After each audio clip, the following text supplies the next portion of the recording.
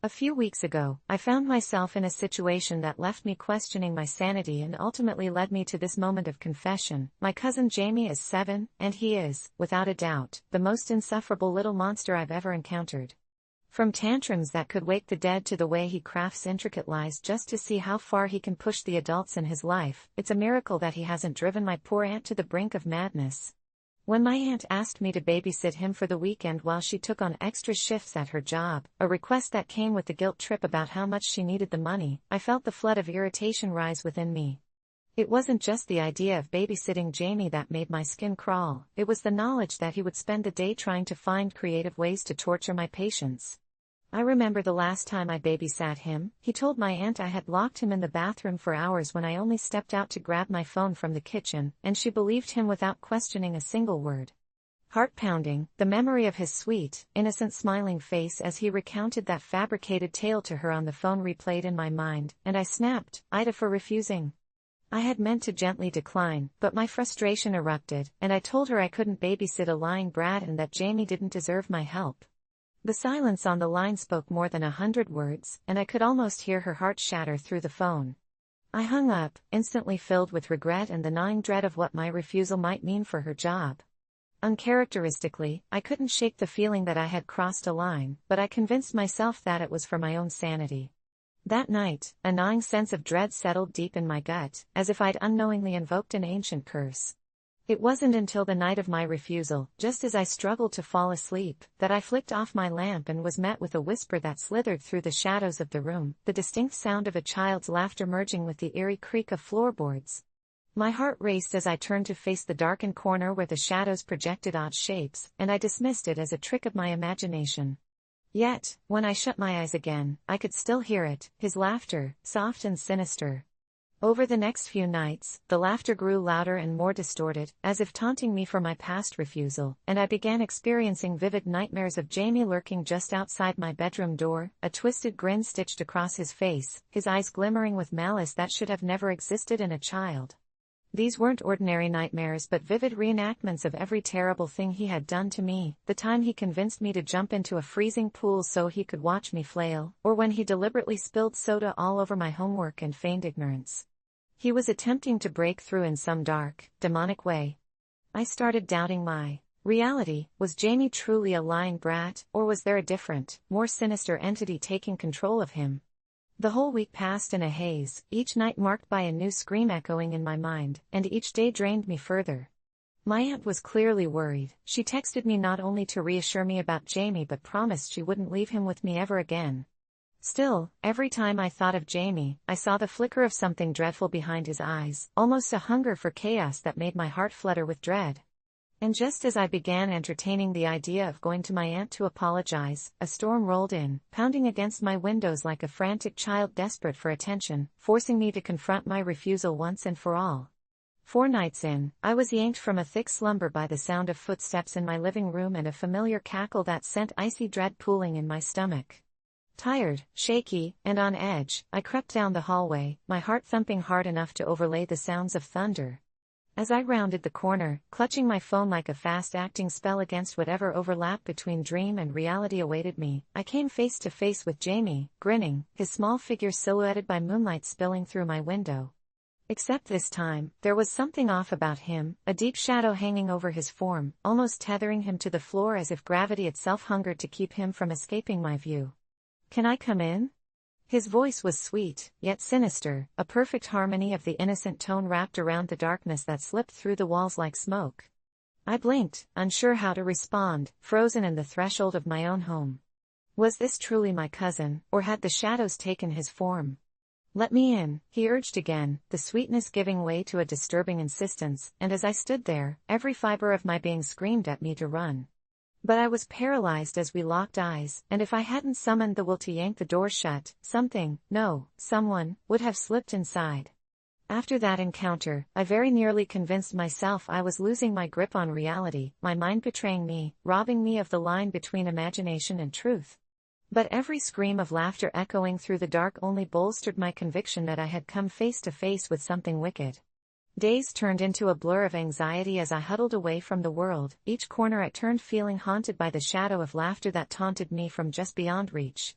When I heard a faint knock at the door days later, I felt my blood run cold, and for once, I thought of checking to see who would be foolish enough to knock after everything, but the creeping dread rooted me in place. Then, a faint giggle burst through, and I knew it was Jamie. Memories of my aunt pleading with me to forgive him flashed, but deep down, I understood my refusal echoed through to this day, and I prayed the darkness would answer since I didn't dare look up at the door. Instead of opening up, I chose to remain haunted by the shadow of that constant laughter, and in a twisted reality I had only begun to comprehend. I waited, driven out of necessity to understand that some monsters are very real and don't exist merely in stories.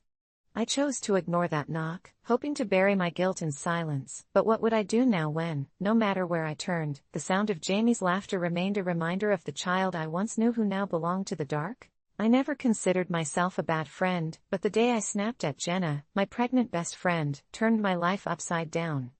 It started innocently enough. Jenna was over for the 4th time that week, her foot swollen like a cantaloupe, her back aching from all the weight she was carrying, and to be fair, the complaints were unending.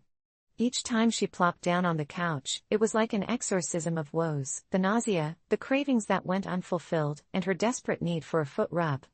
I could empathize. Pregnancy was undoubtedly hard, but each session felt like I was hearing the same horror story on repeat. By the time she showed up on that fateful Friday evening, I was exhausted from a week of late shifts and even later coffee. As she sank into her supportive pillows, I braced myself for another round of grievances, and that's when it happened. "I just want one day where I don't feel like a beached whale," she lamented, and something inside me snapped. It wasn't even the comment itself, but the way her eyes glazed over as she spoke, like she was on autopilot, repeating the same verses in a never-ending song of misery. I'd had it. I turned to her, feeling my chest tightening with frustration, and said, "Jenna, I can't stand your complaining anymore. You're pregnant, yes, but you have to find joy in this somewhere, right?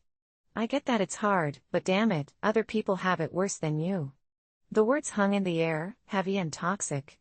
The laughter we had shared moments before died, her smile fading into a tight line, and silence enveloped the room like a cold blanket. I thought she'd laugh it off or throw a pillow at me, but instead, she just stared. Her reaction was haunting, her disappointment scalding, and for the first time, I sensed a dark shadow looming over our friendship. She muttered something that got lost in the tension before getting up and leaving, the sound of the door clicking shut echoing like a gunshot. At first, guilt gnawed at me. Had I been heartless? But then came ask you comfort, a whisper in my ear that maybe my words held some truth. The next day, a part of me expected her to text, to berate me or demand an apology, but nothing came. Days turned into a week, and I could feel the silence stretching like a taut string, almost ready to snap. When I did reach out, she'd answer but with the stiffness of a stranger. What hurt most were the glimpses of social media. I could see her struggles, the photos of swelling feet, cradling hands, but none of it felt real anymore. It was like watching a staged production where I had been written out of existence. Part of me felt relieved, thinking this space would allow her to regroup, but deep down, dread nagged at my core.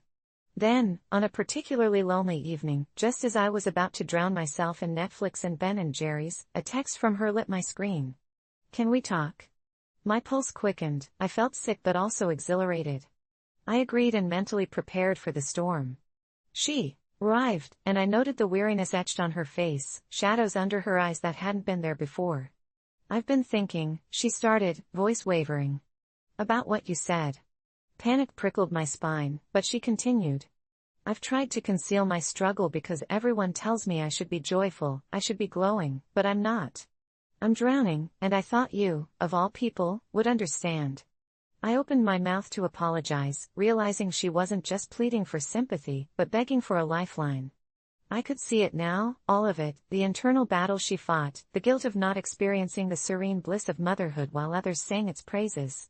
But as I awkwardly fumbled with my words, it was clear all that came out was a mix of trembling apologies and half-hearted reassurances. I wanted to lift her burden, but the weight was too much for both of us, and just when I felt like we might connect, she dropped a bomb. "I had a dream about you, you know. Last night." Darkness washed over her expression, twisting reality into something grotesque, and my heart sank as she recounted a visceral dream of a shadow that had pulled her into a hall of crooked mirrors, and there, in every reflection, I stood, grinning, unfeeling, as she writhed beneath the surface. My skin prickled. It felt so real, Jen. Like you were watching me suffer, and you didn't care. The moonlight pooled through her window as her voice softened. You became the thing that haunted me. I tried to explain how I was just worn out too, but looked into her eyes and froze. I saw desperation, yes, but lurking beneath was something darker, something that felt like loss more than just disappointment. Then I felt a shift in the atmosphere, a weight in the air that made my breath catch. Something was coming. The power flickered then dimmed, leaving us awash in darkness, and I glanced around, heart racing as I felt it, a presence at the edge of the room, chilling and heavy, wrapping itself around our fears. Jenna! I whispered, panic creeping back into my voice, but before I could even turn back to her, I felt an icy grip on my wrist. The last thing I saw before the shadows overwhelmed us was Jenna's eyes, wide and terrified, no longer filled with sorrow but pure dread, as she mouthed a word, help. It was in that moment, amidst a palpable darkness, I realized that my inadvertent cruelty had unleashed something far more menacing than either of us could comprehend, and as the darkness closed in, I understood, we weren't just fighting between us, we were wrestling with the very horrors we had conjured, each complaint, each thought twisting into the shadows waiting to consume us whole. I work at a low-key diner in a small town, the kind of place that serves grease-drenched fries and all-day breakfast, where regulars come to sip overly sweetened coffee and swap gossip that echoes off the chipped linoleum. It was a job that I took out of necessity more than passion, especially since my mom had just recently fallen sick, and I had all the bills piling up at home. My coworker, Karen, is the kind of person who thrives on petty drama. She's got a knack for turning mundane requests into full-blown crises. She's also been eyeing my Wednesday morning shift, my only early day, like a hawk, but I'd made plans to take my mom to her bi-weekly therapy session, a rare opportunity for us to reconnect, as my work schedule often monopolized my life. It was during one of her endless complaints about her own commitments that she launched into a full-on crusade, convinced that I, the selfish employee, was sabotaging her chances for success. I politely declined when she first asked to swap shifts, citing my prior obligation, but that only seemed to snowball into her relentless barrage of guilt trips and passive-aggressive remarks. You don't care about anyone but yourself, she huffed one night during closing, flicking the fryer switch off with far too much force. Some people have real ambitions. I tried to shake off her words, but they clung to me like sweat-soaked uniforms. I thought maybe I was being unreasonable, and since people love to insist that kindness is a two-way street, I made the mistake of texting her one evening to see if we could reach some understanding, joking that I could trade my early shift for her Saturday night, which is the busiest time at the diner, hoping this would make her think twice. But Karen was relentless. She acted like I'd committed treason. Soon I was receiving messages from other co-workers, who were also under her spell, asking me why I couldn't just be a team player, to do it for the family of the diner. It started to feel like a witch hunt, but I stood firm. I couldn't lose my one chance to spend quality time with my mom.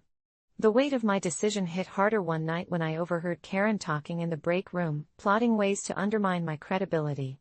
She painted me as the villain to anyone who'd listen, saying I was sabotaging her dreams while simultaneously tearing down my work ethic like I was the problem ruining her life. I couldn't comprehend how a simple shift swap had turned into something so twisted. Was I really the antagonist here? A part of me thought about just giving in, but the memory of my mom's face during our last appointment reminded me of what I was fighting for. A tiny but fierce part of me didn't want to grant Karen the satisfaction of having made me yield. As weeks dragged on, I noticed strange things happening. Orders would come in for tables I wasn't assigned, the ice machine would mysteriously malfunction, and patrons oohed over the burnt toast that I'd swore I never cooked. It got to a point where I almost felt like I was being bullied at my own job, a chilling sensation creeping over me that Karen had somehow turned the rest of the staff against me. One particularly chaotic Saturday, I was hit with the nausea-inducing news from my boss that I would need to take a 2-week indefinite leave due to additional training. It was a thinly veiled excuse, but I heard the laughter in Karen's eyes when I left the break room. With my heart racing, I pulled up the diner's group chat later that night, only to see Karen had shared a meme about a greedy coworker that looked suspiciously like me. The blind rage surged within me because I was sick of her games, but it wasn't until the night of my mom's treatment that everything spun out of control. Sitting in the waiting room, I suddenly received a frantic text from my coworker Sarah, warning me that Karen had taken my shift, and I knew she'd done it just to make a point. Panic gripped me, an icy hand squeezing my insides as I reflected on how low she would sink just to win a petty fight. I rushed back to the diner, yelling at the owner, but he was too mesmerized by Karen's shining performance behind the counter. I left, heartbroken and nauseated, feeling trapped in a web of everyone else's delusions.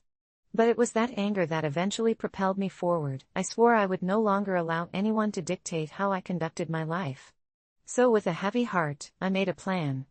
I kept my mom's treatment notes clutched to my chest, carefully documenting every absurdity about the diner and getting to know my coworkers better. The next time I stepped in that diner, I was armed not just with memories, but intent and vengeance. It was no longer about the shift, it had morphed into a catalyst to take down a toxic work environment once and for all. As the weeks passed, I slowly began gathering support, showing my colleagues the truth behind Karen's facade, and it wasn't long before the memes and whispers flipped on her. The tides turned swiftly. She was out of the restaurant and back to being the messy, bitter person she had always been, while I finally reclaimed my time with my mom. I may have felt guilt at first for refusing to give in, but sometimes putting yourself first is the only way to stop a bigger issue. It was the hardest battle I had gone through yet, but I emerged victorious, with lessons learned, with scars that whispered reminders that no matter how vitriolic the world becomes, integrity always matters more. After all, being a team player doesn't mean losing yourself in someone else's game.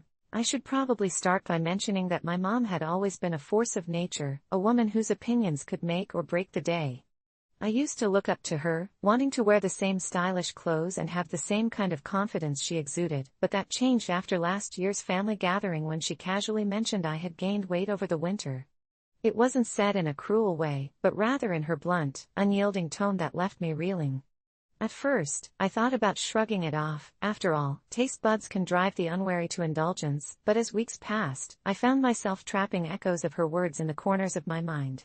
Fast forward a few months later, we were preparing for my sister's wedding, a grand event that would showcase every family member and friend dressed to the nines. When my mom and I went dress shopping, I could feel anticipation buzzing in my veins, but it was bittersweet. Each dress was lovely, but as the sunlight grazed the mirror, it caught the fickle shadows of self-doubt, and every tug of fabric was accompanied by her scrutinizing gaze. Then came the moment I feared. She picked a stunning red dress and held it out like a trophy, but when I emerged from the dressing room, her reaction was not what I hoped for. "You know, honey, I think something a bit looser would suit you better," she said casually, her thin smile carrying an insidious weight. The words hung over me like a cloud threatening rain, and suddenly, all the mannequins seemed to close in around me, like they were whispering to each other. I felt the heat of shame creep through my cheeks, but something snapped. The soft, timid girl she had raised faded into the background as indignation bloomed. I stood there, heart pounding, and said, "AITA for telling Mom I will buy my own dress after she called me fat?" She blinked as if I had just thrown a glass of cold water in her face, and a shaky silence enveloped us. I turned my back, slipping back into the dressing room, and suddenly the chaos outside felt muffled, almost unreal. I wanted to scream, to cry, but instead, I felt a wave of empowerment wash over me. Why did I care what she thought? I rifled through the cheap dresses on the rack. The gaudy sequins and tearing seams felt welcoming in their imperfection. I tried on a simple emerald green gown that fit me like it was tailored just for me, and when I stepped back into the light, something shifted. The vision of the woman I used to be began to morph into something brand new, something brimming with defiance. I slid into the floor-length skirt, the color wrapping around me like a promise. When I looked in the mirror, the reflection staring back wasn't just a girl burdened by her mother's words, it was a woman ready to make a statement, pursuing her independence, daring to redefine beauty on her own terms, and for the first time in a long while, I gasped with joy. I finally came to realize my worth was not tethered to the fabric my mother handed me, and as I walked back, the emerald dress swaying with each step, I could see the shift in her expression. Her eyes widened, a hint of surprise dancing in the corner of her mouth. "That actually looks lovely," she stammered, and something dark twisted in my gut, mingling anger and reluctant acceptance, as I remembered how her voice pierced through my happiness weeks ago. I shook my head, still feeling the rush of courage from leaving her disapproval behind as I answered, "Thanks, but I've decided I'll get my own dress for the wedding." The silence, thick and uncomfortable, tangled in the air between us as I could feel the tension coil tighter, her eyes flaring momentarily with disbelief before rolling into disappointment. She sighed heavily, as if the weight of disappointment in me bore down, and while I once sought her approval, this rejection tasted different. It felt like freedom. I floated to the store entrance, my heart racing but my mind clearer than it had been in weeks, and when I bought the dress on my own terms, I felt like I was taking a bold step into the future instead of shying away from past shadows. Yet in the days leading up to the wedding, I could feel her gaze lingering, a cold prickling on my back as if she were waiting for the right moment to unleash her disappointment, and I braced myself as those wedding bells chimed. When the day finally came, I felt invincible as I pulled that emerald dress over my body, my reflection glowing with defiance. I triumphed through the crowd, my dad beaming with pride, yet behind me, I could sense my mom's silence. That characteristic sharpness in her smirk was nowhere to be found. As the vows exchanged resonated before us, I couldn't shake the feeling that somewhere deep down, spite lingered in that corner of her heart. Maybe she thought I'd regret standing up for myself, but as I took in the twinkling lights and the wild laughter around me, I knew I wouldn't take that confidence back for anything. The reception was euphoric until, just before it crescendoed, I caught my mother's eyes across the room. She approached, and the air thickened as tension crackled between us. "You really should have let me help you pick something more flattering," she murmured, a thin smile resting on her face but a storm brewing in her expression. My heart raced, and for a moment, I felt the girl I used to be creeping back, whispering to shrink under her disdain, but I wasn't having it. Channeling everything I felt the moment I decided to reclaim my story, I stated firmly, "No, Mom. This is who I am, and if you can't support me, then maybe I was right to buy my own dress after all." She hesitated, an army of emotions flashing through her eyes, and in that moment, I saw both loss and fear mingling with something close to admiration. As the music filled the room and laughter broke around us, I felt the sharp edges of my insecurities dulling, transforming into an armor I never knew I needed. We could stand in the tension of our differences, or I could embrace the freedom that came with walking away from the need for her approval. I walked away from her then, joining my friends who were twirling joyfully under the fairy lights, a smile bursting anew as I danced beneath the stars, and while I could still feel her distant gaze, it didn't pierce through my newfound strength. It simply faded into the background, a reminder that sometimes, to find yourself, you must sever the chains holding you to hurtful expectations, and in that moment, I wasn't just wearing an emerald dress, I was wearing the knowledge that I was enough, just as I am. When my son turned 10, I decided to throw a party to celebrate his decade of life, inviting his friends and their parents. It felt like a milestone worth marking, a chance to reflect on how quickly he was growing up. As the party flowed through laughter and games, I found myself caught in a whirlwind of memories, gazing at the walls adorned with baby pictures that I'd meticulously hung the night before, each frame a portal to the past, a past where I'd held him tightly for the first time, where every smile he gave felt like a sunbeam cutting through the darkest of nights, especially after his mother left when he was just an infant. My heart raced with nostalgia, thinking of all those moments and how they defined me not just as a parent, but as a person who had faced unimaginable fears alone, and yet I was proud of the heart I had built for him in her absence. But then came a twinge of hesitation as I noticed one of the other parents, a woman named Linda, staring at the pictures with a furrowed brow. During a lull between the games, she approached me, her voice draped in an uncomfortable seriousness that threw me slightly off balance. "You know, it might be time to let go of those baby pictures," she said, her tone gentle but firm. "He's getting older, and it could be a bit humiliating for him someday." I swallowed hard, momentarily dumbfounded as I tried to process the idea of erasing those memories, but I brushed it off, laughing lightly and assuring her that these pictures represented our journey, my love for him immortalized in playful moments. AITA for not deleting my son's baby pictures. I wondered later, but the question lingered uncomfortably. The party continued, disappointment lurking beneath the surface, and as guests slowly departed, I tucked my son into bed. That night, as he drifted off, I sat in the dim light of his room, haunted by Linda's words. The following days fell into an uneasy silence between my son and me. He began withdrawing, his laughter replaced by a hesitant smile, and I couldn't help but feel the pull of something sinister. Was he ashamed of the very memories I cherished?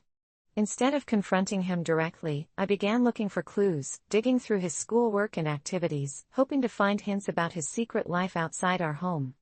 I found nothing but admiration from his teachers and joy from his friends, yet unease still gnawed at me. His 10th birthday came and went, and that very night, the pictures I had painstakingly hung around the party began to vanish. One by one, they disappeared, and soon, I noticed a pattern as they obscured themselves from me. It was unsettling, knowing moments of my life slipped into untraceable voids, a feedback loop of shadows burying my son's childhood.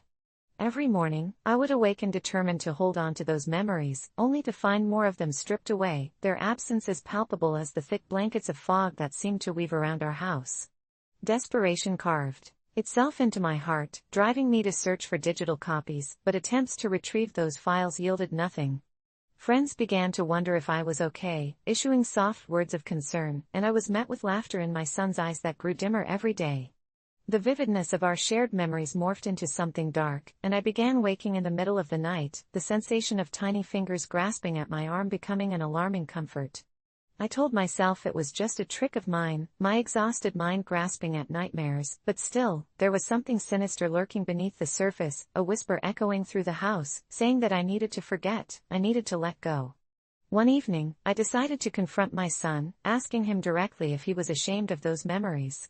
His shocked look told me all I needed to know, and that's when I noticed it, the first time I had laid eyes on the creeping shadows lining his room, clouds that seemed to pulse and swell.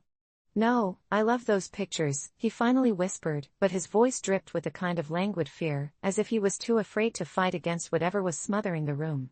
In that moment, I realized it wasn't him who felt the weight of shame, it had been someone else all along.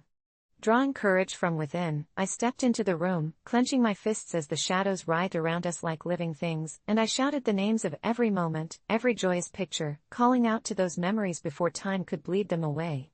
In a dizzying surge, the darkness began to retreat, but it was only then I noticed the mirror across the room, its surface reflecting a chilling tableau, dark eyes watching from the other side, a twisted glimpse of a figure I could not comprehend. The realization settled like ice in my veins. The more I tried to hold on to my son's memories, the further they slipped, and every night, I felt that unknown presence slipping through the veil, reclaiming what it believed belonged with it. Either my son or those memories were to be consumed, and I had to make a choice. Heart pounding, I reached for my son, pulling him towards me just as the night enveloped the room in a heavy shroud, but somehow, I sensed the darkness closing in behind us, a whirlwind of dread that seemed to materialize with malevolence. "Don't let go, please," he cried, and I realized that letting go meant giving in to the shadows. With every ounce of strength I possessed, I wrenched open the window, the cool night air rushing in, trying to breathe life back into the fading memories. Every laugh, every moment our hearts shared cascaded into the open air like a haunting melody, and just when I thought the shadow might consume us both, I roared into the night, "I will not let you take them." In that instant, the very fabric of my reality warped, as if the essence of those memories surged back into the room, a blaze of light igniting the darkness, scattering it into nothingness, and for once, I felt our memories solidify around us. But as dawn broke, and we emerged from that battle, I was left alone to confront the remnants of what we had faced. Around us lay remnants of old photographs burned into ashes at the foot of the window, as if those memories had indeed been claimed but then lifted from existence. What remained were the shards of those years, a reminder of the battle where every picture held fragments of our past. As I looked into my son's eyes, knowing the laughter we had shared would forever echo in the silence, I realized I hadn't just fought for memories, I had fought for his childhood. But in that realization lurked a more sinister truth: I couldn't outrun the darkness. While memories might fade, would the malevolence that sought to erase what we loved ever truly let go? I'm left with an irrefutable question: AITA for not deleting my son's baby pictures. Because in this haunting memory of loss, maybe I'm still trapped in a sinister echo, fighting not to forget. I never thought a simple act of sharing leftovers could tear my family apart, but here I am, sitting alone in my darkened living room, replaying that moment over and over, haunted by the consequences of my actions. My wife, Julia, owns a small but trendy restaurant in the heart of the city, and her passion for crafting the perfect menu is only matched by her relentless pursuit of culinary excellence. Last week, she prepared a spectacular feast for an important food critic, and despite the hours she labored over the dishes, it was a complete disaster. A botched soufflé and an unseasoned risotto meant for a table of 6 ended with her in tears and a table full of critics who abandoned their forks. Luckily, we had leftovers, and while I didn't think much of it at the time, I saw them as a potential treat for our 7-year-old son, Jeremy, who had been particularly picky lately. After a long day of work, I was exhausted and did what any parent would do. I heated up the remains of Julia's masterpiece, set it on the table, and watched as Jeremy devoured it, his delighted expressions making it feel like I had done something right. Little did I know, Julia returned home just moments later, her exhaustion quickly transforming into an explosive rage.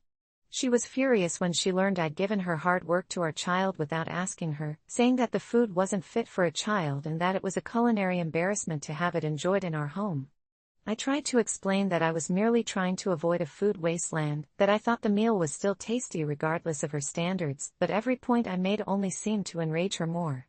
As the evening spiraled out of control, I had every intention of smoothing things over, only for the situation to morph from her yelling into accusations that my actions were disrespectful not only to her work but to her as a person, as if I had taken something far more valuable than overcooked risotto and an unappetizing soufflé.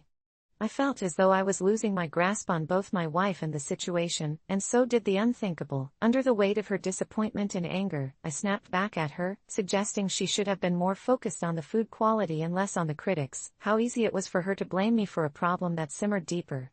It was the moment she turned silent, eyes glaring, that I realized the words had crossed an irretrievable line, that I had launched us into a war I never intended to start. For days afterward, the silence felt like a living thing, hovering over our home, punctuated only by Jeremy's innocent inquiries about why Mommy seemed so upset. Julia's repertoire of silence was filled with passive-aggressive remarks and cold, short responses, her eyes narrowing when I tried to engage in anything beyond the bare minimum of conversation necessary to ensure the basic functions of family life, a stark contrast to the vivacious, affectionate woman I had fallen in love with. I had hoped we'd recover after the initial fallout, but instead, Julia's resentment festered, and soon it morphed into something darker, something almost devoid of love and warmth.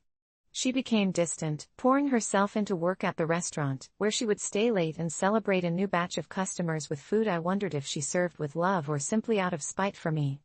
And then came the night I sat down at my computer, typing an online thread about the entire situation. I titled it AITA for giving my kid my wife's restaurant leftovers. I poured out everything that had transpired, desperate for an outside perspective, only to be met with a storm of judgment, thousands declaring that I was the ultimate not only for disregarding her cooking but for taking away her art without even asking. The comments cut deeper than Julia's shrillest reprimands, each one a dagger twisting in my heart. Did I truly not appreciate her work?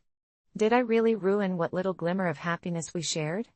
In a whirlwind of frustration and guilt, I posted it, hoping maybe some kind souls would understand my side, but I only sunk deeper into despair. I couldn't see my reflection in her eyes anymore. It was as if she were gazing at a stranger, one who had cheated her out of validation and respect. Days turned into weeks filled with awkward dinners and increasingly frequent texts from concerned friends, worried about the cracks forming in our once solid relationship, while I spiraled into a pit of confusion and sadness. By now, any semblance of peace was gone. When I finally approached Julia to talk, her reaction was icy as she bristled and turned her back on me, my heart breaking at the sight of her shoulders hunched, each part of her signaling the grief I had caused. I tried to muster the strength to fight for our family, but it crumbled like stale bread, and Jeremy ended up sandwiched in between our personal warfare, his innocent laughter becoming a haunting reminder of our shared happiness, a skin-deep gallery of memory eclipsed by an ominous cloud. I racked my head trying to fix things, bring back that laughter, but all I found was bitterness, a constant reminder that I was perhaps wholly to blame. The last straw came on the night when Jeremy begged us to take him out to eat. I attempted to suggest we go to Julia's restaurant, a familiar comfort, but she scowled, her face freezing in a way I had understatedly believed was an unthinkable facet of my once joyful wife, and she snapped that she would rather eat trash than step foot in a place bearing my name. I had turned to Jeremy, hoping his innocent spirit could bridge the chasm between us, and when I caught a glimpse of disappointment in his eyes, I knew I had failed. Days turned into months, and everything I tried had been met with veiled hostility. I became a ghost in my own home, a failure neither of us knew how to fix, and one afternoon, a provocative thought pricked at the edges of my mind. Maybe if she couldn't see the value in me anymore, perhaps it was time to remove myself from the equation, let Julia and Jeremy continue thriving without the emotional wreckage that had invaded our lives. So, when I quietly packed a bag and slipped out the door for one last stroll, leaving my phone behind in my attempt to free us from the chaos, I thought it was the right decision. As evening settled in, I found myself wandering toward Julia's restaurant, every step heavy with resolve to push through the hurt, to give closure to my irreparable mistakes. Standing outside the bright lights and vibrant people, I took a breath to gather the courage. I was finally going to admit my faults and appeal for forgiveness, but as I stepped inside, I was greeted not with the comforting aroma of home-cooked meals but by the sight of Julia beside a tall man with an easy grin, laughing over plates that I'd once served my family. Suddenly, I found myself at the precipice of realization, and seeking to share a simple meal with my son, I had unwittingly starved the love in our home, and now it looked as though I had ushered in someone else's warmth. Maybe the leftovers were more than just food, maybe they were a reflection of the way I threw away months of fragile moments, scoffing at the delicacies we had once nourished together, and I realized, standing frozen in a place that had once felt like home, that the hardest truth any parent could face isn't just about what we serve our children, but what we allow to fill their hearts. I wasn't the kind of guy who went around crushing the dreams of 7-year-olds, but something about my girlfriend's brother, Timmy, always rubbed me the wrong way. Maybe it was the way he puffed out his chest as if he were a king while wearing his oversized superhero pajamas, or the fact that he made me play against him in video games every single time I came over because he was convinced he could beat me if I just dared to try. I used to let him win. Sure, I'd play a little harder than normal, but I figured it built his confidence. Timmy was a sweet kid otherwise, always the first to offer me a cookie from his stash or show me his favorite toy, but there was something almost sinister beneath the surface of that small, innocent face. It was his relentless whining every time I beat him, the way he would stomp his foot and demand I go again, claiming I was cheating as if I were some kind of adult monster trying to ruin his childhood. I tried to laugh it off. I didn't want to diminish a kid's spirit, but when he kept taunting me about how I was never going to beat him at anything ever, I felt that familiar itch to prove a point. It was a calm Saturday evening when I finally snapped. My girlfriend was baking cookies in the other room, and the sweet, chocolatey smell wafted through the air, mixing with Timmy's cries of frustration as I scored yet another winning point. "You just let me win, didn't you?" he accused, glaring at me with those huge, innocent brown eyes that suddenly didn't seem so innocent, as if the shadows of the dimly lit room were casting a spell that twisted his features into something darker.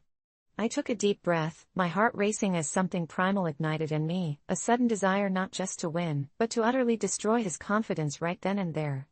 "No, Timmy, this time it's for real," I said, feeling a surge of energy course through my veins. I wouldn't just let him win, I would crush him, mercilessly. As we picked up the controllers with renewed intensity, I focused my eyes on the screen, which seemed to pulse like a heartbeat, the colors flashing brighter as I dove deeper into the game.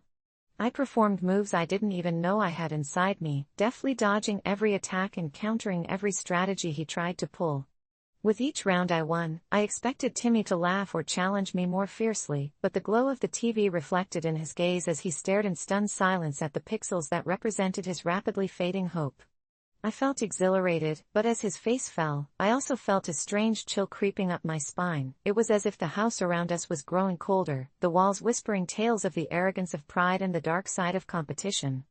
"I'm not letting you win again, Timmy. This is just how it is, and you need to understand that." The words tasted bitter on my tongue as I said them, and for a moment, guilt washed over me like a cold wave crashing onto the shore of a lonely beach, but I pushed it aside, and focused on the screen. Then, as if someone had flipped a switch, I turned the game into a dominating disaster for him. I perfected the final move, and just as I hit the game's concluding action, the room was engulfed in darkness. The TV flickered and died, plunging us into an eerie silence, the only sound being the added stream of my own heavy breathing, and I felt every ounce of joy drain from the atmosphere as Timmy sat there trembling, his small hands clenched into fists that shook like leaves caught in a violent storm. "What did you do?" he asked, his voice a whisper as though he was terrified of the answer. I started to reply, but that was when I noticed the lights in the house flickering strangely, almost rhythmically, as if trying to communicate in a language only the children of nightmares could understand. The shadows lengthened, extending across the walls like spectral fingers grasping for something they shouldn't have, and in that moment, I realized that the darkness had not merely consumed the television but had troubled the very foundation of our reality. Timmy's laughter turned into a wheeze as he backed away from me, terror dancing in his features, and I don't know what compelled me from that point on, but I instinctively moved toward him, wanting to make him feel safe, wanting him to understand that I was still in control. When my hand brushed against his shoulder, the air turned heavy, the atmosphere thick with something sinister, something that had been lingering in the corners of the room, waiting for just this moment to reveal itself. I thought I heard whispers, distant and haunting, echoing within my mind, and they sounded alarmingly like Timmy's voice as he gasped and said, "I just wanted to win." And I couldn't help but laugh, a short, nervous chuckle that caught deep in my throat, because it suddenly became clear that this was about more than just winning a game. This had become a matter of life and death. Then he ran. Timmy bolted for the door, screaming his lungs out, but the house felt like it closed in around me, the walls twisting and folding until I was trapped in a nightmare of my own making. Shadows crawled along the floor like spiders, wrapping their clammy fingers around my ankles as I stumbled forward, trying to follow him, but it was as if the house didn't want me to leave. Then, just as quickly as it had started, everything stopped, the lights flickered back on, illuminating the room in a blinding flash, and there stood Timmy, wide-eyed, as if he had just caught a glimpse of something unspeakably horrifying. Blood drained from my face as dread settled in my stomach. Whatever demon had stirred inside that game was now writhing between us, an unspoken accusation hanging in the air. Are you mad?" He stammered as fear carved lines into his innocent face, and just when I thought I'd backed myself into a corner from which I could never escape, I heard it, an echo of laughter, warped and malevolent, that seemed to seep from the very walls, shaking them with sinister intent. That's when I knew I had irrevocably broken something inside Timmy, something precious and innocent, and whatever darkness had awakened in that moment was now straining to escape. In that split second, I realized that I wasn't just facing the consequences of my cruel decision. I had unleashed something terrifying, a cruel shadow cast by my own hubris. A cold shiver snaked its way down my spine, as I whispered to Timmy, "I didn't mean for this to happen," but the words felt hollow and the room echoed back with an unsettling refrain, timid yet filled with a knowing horror. We stared into the face of an inexplicable fear, one that bore no physical form yet demanded to be reckoned with, and as I stood there paralyzed, I could almost feel the world fracturing beneath my feet. Those few seconds stretched long and thin, moments filled with understanding that some lines should never be crossed. I knew I needed to do something, to make amends while I could still grasp reality, but just then, Timmy's laughter resumed, only this time it sounded like the crackling of dry leaves underfoot, a boy's giggle turned cruel, echoing from the shadows that had seeped into the corners of the room. I was caught in a web of my own making, shackled by consequences, trapped in a darkness that bore witness to my mistakes, and I was left wondering if I had indeed become the monster in the children's tale I'd once considered so innocent, the very arbiter of nightmares unleashed upon this world in an unthinking act of pride. I never thought a simple plate of brownies could tear my life apart, but then again, nothing about my girlfriend, Lisa, was ever simple. We'd just moved in together after dating for almost a year, and while she was the sweetest person I'd ever met, there were these odd flashes of darkness that occasionally surfaced, like that time I found her staring out the window at the neighbors, grinning eerily, a finger pressed to her lips, and she just muttered something about keeping the family together. I chalked it up to her quirky personality. We all have our weirdness, right? So, when she came home one evening bubbling with excitement, holding a plate of brownies she'd baked from scratch, I genuinely wanted to be thrilled about it, but something felt off. The scent wafting through the apartment was heavenly, rich chocolate mixed with a hint of vanilla, yet it felt tainted with an inexplicable weight. She placed them on the table, her eyes sparkling with anticipation as if they were the manifestation of her love for me, and I wanted to tell her how fantastic they looked, but bile crept up my throat. I hesitated, glancing at her. "I'm not really hungry," I muttered, hoping she'd merely brush it off, but instead, she flared up like a match ignited by the spark of a breath. "You don't like them?" she shouted, and despite the ghostly shadows that danced just beyond her smile, it hit me like a freight train. I'd stepped on hallowed ground. I tried to defend myself, to explain that it was just a lack of appetite and not a reflection of her baking skills, but that only seemed to deepen the frown that replaced her earlier glee. Fighting the sensation of dread gnawing at me, I retreated to my room, needing the safety of solitude to gather my thoughts, but it felt like a prison. I couldn't shake the feeling that I'd awakened something I shouldn't have, and as the hours passed, I could hear her moving around in the kitchen, soft mutterings merging with the darkening night. Eventually, sleep dragged me into a nightmare I'd never forget. I saw Lisa standing above me, her face illuminated by the soft glow of moonlight streaming through the window, but there was something unsettling about her smile, something predatory, yet she offered me a brownie, insistent, as the shadows coiled around her in an embrace. I woke with a start, sweat-soaked sheets clinging to my skin, the faintest echo of her whisper still ringing in my ears, a siren's lure, "Just one, darling." When morning came, an overwhelming unease clung to my chest like a weight, and I avoided her gaze over breakfast, worried about how drastically my words had shifted the atmosphere. "Are you sure you don't want to try one?" she asked, a tremor of desperation more than mere sweetness creeping into her tone. I'll save them for later, I replied vaguely, but I meant it more as a peace offering than genuine interest. However, days turned into weeks, and inevitably, the uneaten brownies loomed like a specter, in the corner of our home, a silent reminder of my supposed ingratitude. The tension crackled like static in the air, thick and almost electric, until one fateful evening, that familiar plate of brownies made a terrifying return. Lisa approached me with a different energy, her smile was tight and her eyes glimmered ominously. I found a way to make them even better, she declared, and I could hardly recognize the voice coming from her lips. I feigned enthusiasm, but inside, an instinct screamed at me to flee. What could she possibly mean by better? My mind raced, recalling snippets of conversations we had about organic ingredients, the herbs she was so into that I dismissed as harmless eccentricities. I felt the walls closing in around me as she set the plate down and leaned closer, her gaze almost molten. You're still upset I made them, aren't you? She asked, the innocent facade peeling away like paint from an old wall. I'm not ungrateful, Lisa. Really, it was just, she cut me off with a derisive laugh that chilled me to the bone, and suddenly, it all spiraled into a confrontation neither of us wanted but couldn't seem to escape. I screamed something about her obsession with those brownies, how her moods hinged on my reaction to them, and that's when I saw it, a flash of something lurking in her eyes, something dark and consuming. You don't understand, she hissed, taking a step back, the slight tremor of her voice betraying what brutality lurked beneath. Once you've tasted my brownies, there's no going back. You'll want more. I promise. The way she smiled made my skin crawl, like a snake licking its lips before it strikes, and I knew then that my refusal was merely a prelude to something horrific. Panic surged, I needed to leave and put distance between myself and the sinister weight of her words. I slammed the door behind me, vowing to never return, but in the night, as darkness crushed the light, her voice followed me. You'll regret this, she promised, each syllable dripping with malice as I ran into the streets, desperate to escape my own mind. Days turned into nightmares. I could feel her watching me, waiting, as the uneaten brownies sat like a silent curse in the corner of my dreams. Friends grew concerned, I could hardly hold a conversation, paranoia wrapped me in an icy grip, and I convinced myself that she could sense my fear like a predator stalking prey. I moved in with a friend, but every creak of the floorboards felt like her footsteps trailing me, every shadow reminding me of her wide grin, and those damned brownies flashed in my mind like a harbinger of doom. Then one evening, just as I was curling up on the couch with trembling hands, there was a knock at the door, a seemingly benign sound, yet it sent ice coursing through my veins.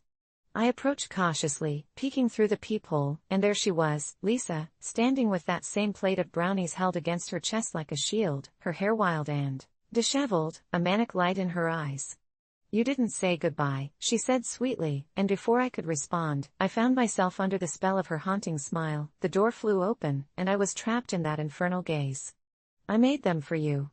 Just one, darling, and everything will be all right, she murmured, words curling around me like tendrils of smoke. In that moment, all I could do was stare at the brownies, their dark, glossy surface beckoning me closer, the aroma filling my nostrils with a singular promise, bliss.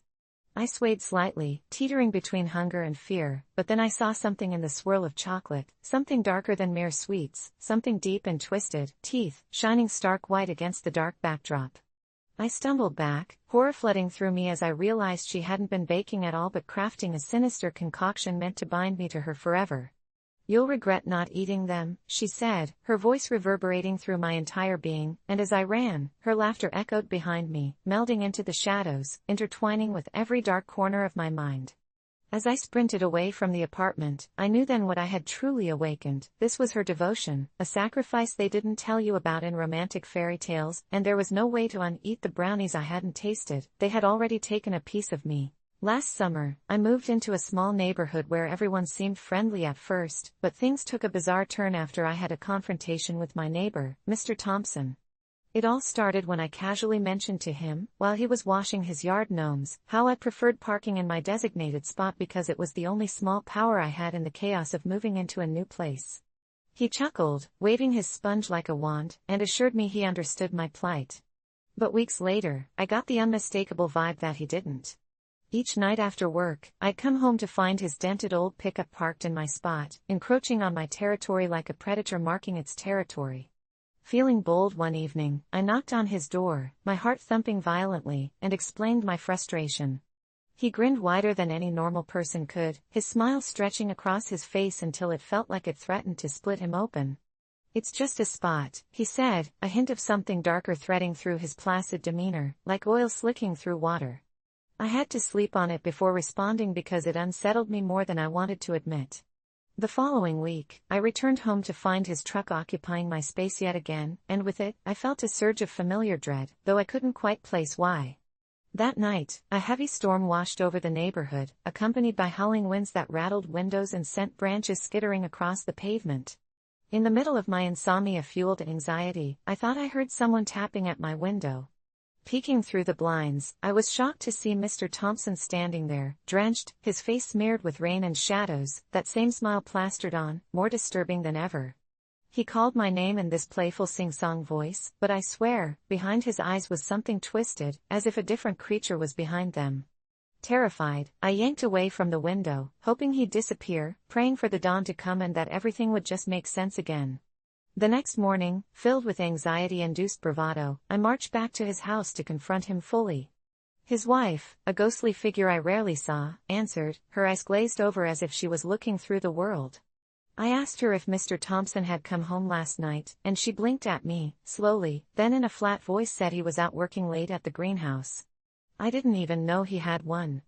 Confused and feeling a sense of foreboding, I repeated the words in my head like a mantra as I took note of the strange plant-shaped shadows lurking at the edge of his yard. Days passed, and each evening he blocked my parking spot again until I snapped. I marched over, my blood hot and my hands trembling, and confronted him in front of his wife, who just stood there, slack-jawed.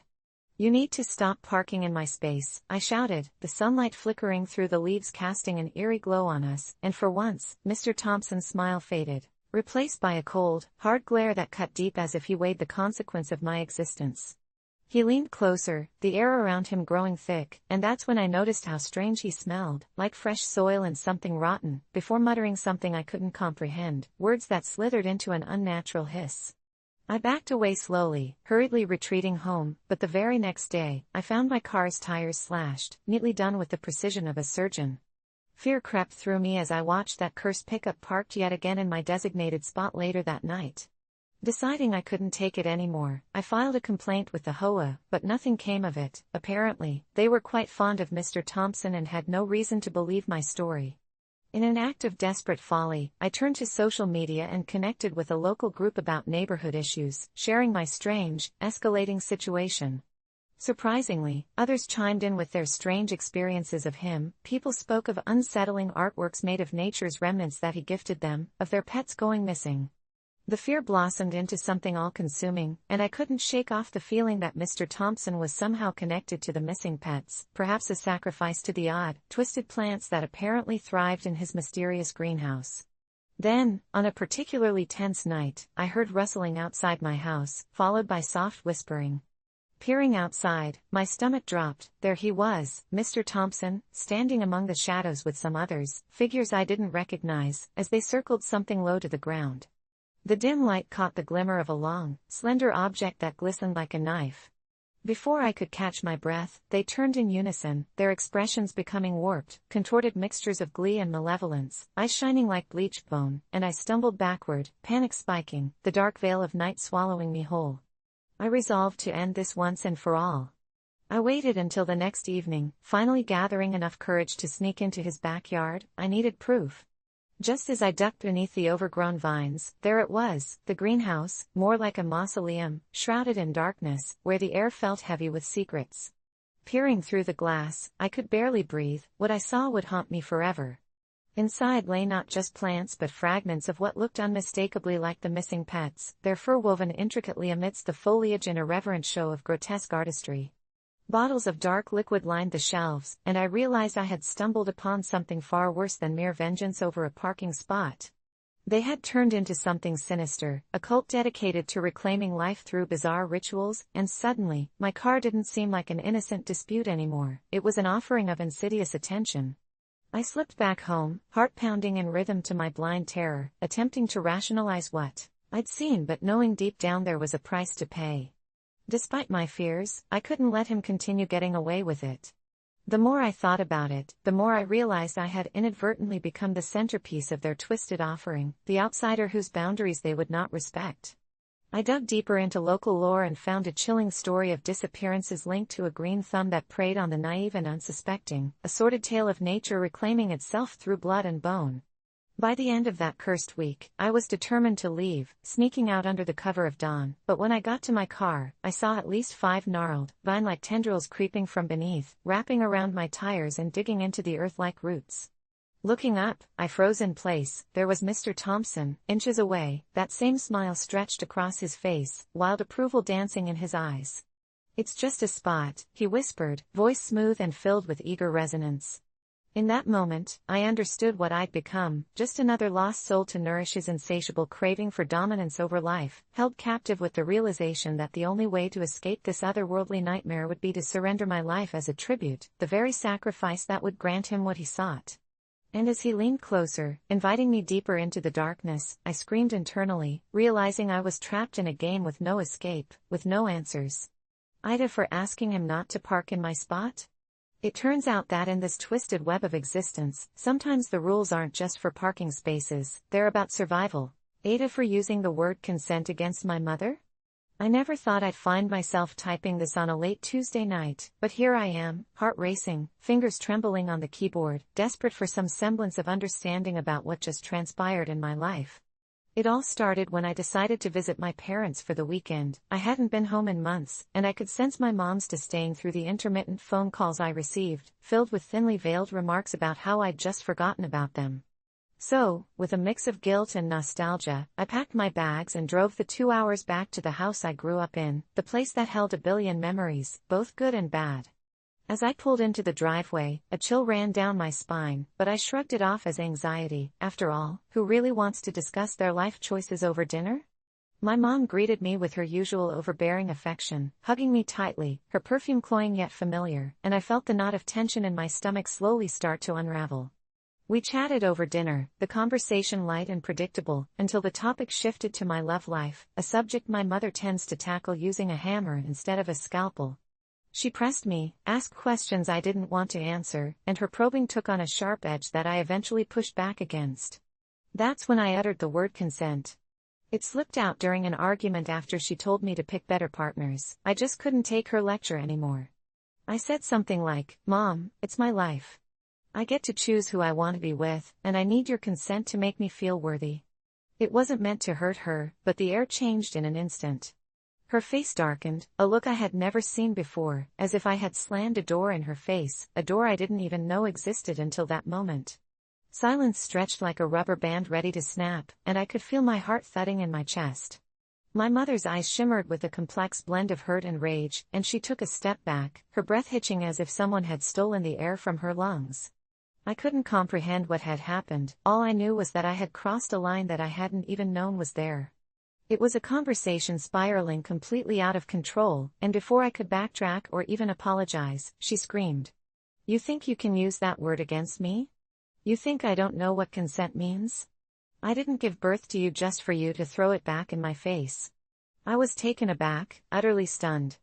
Her face had grown pale, her features tightly coiled like a snake preparing to strike. In that moment, I felt a mix of anger and defiance as I shot back, "I'm just saying that consent goes both ways, Mom. You can't control my life, and this guilt trip is not what healthy parenting looks like." The tension suffocated the room, and that storm-clouded silence fell over us again, thick with resentment and suppressed emotions.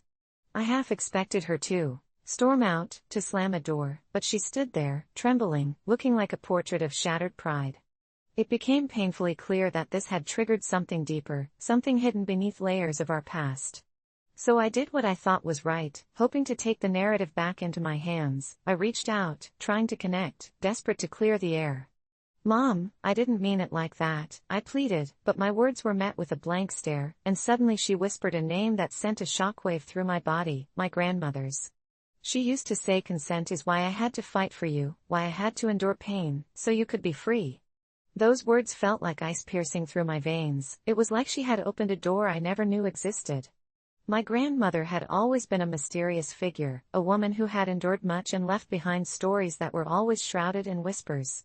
I searched my mother's face for any hint of explanation, but instead, she crumbled into tears and I watched, horrified, as years of unspoken grievances poured out.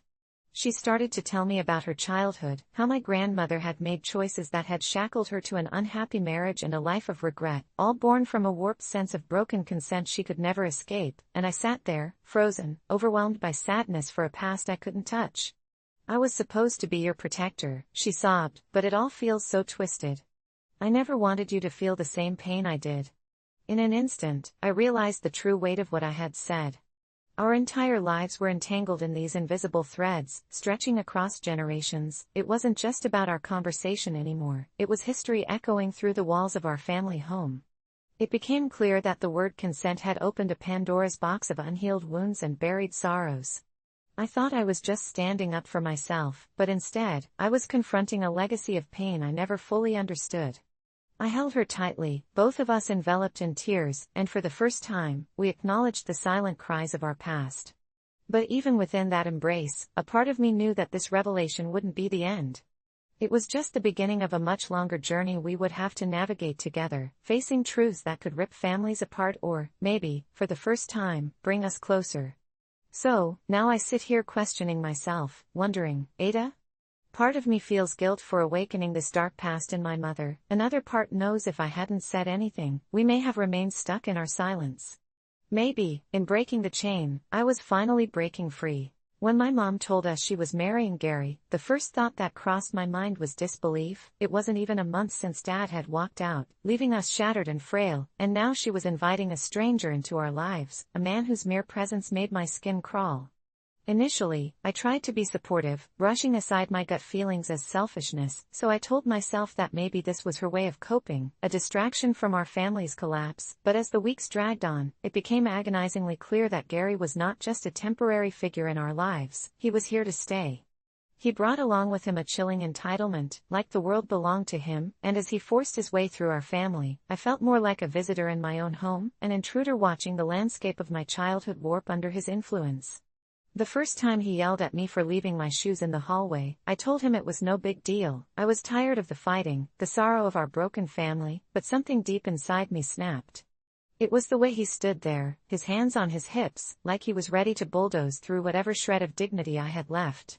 That night, as he slept blissfully beside my mother, I imagined him waking to find his face painted with my dad's words, the ones that had left our family in tatters. I wanted to scream at her about the mistake she was making, how he would never fill the void Dad left behind, but every time I tried, the words choked me, turning my voice into whispers drowned in my fear of breaking her already fragile heart.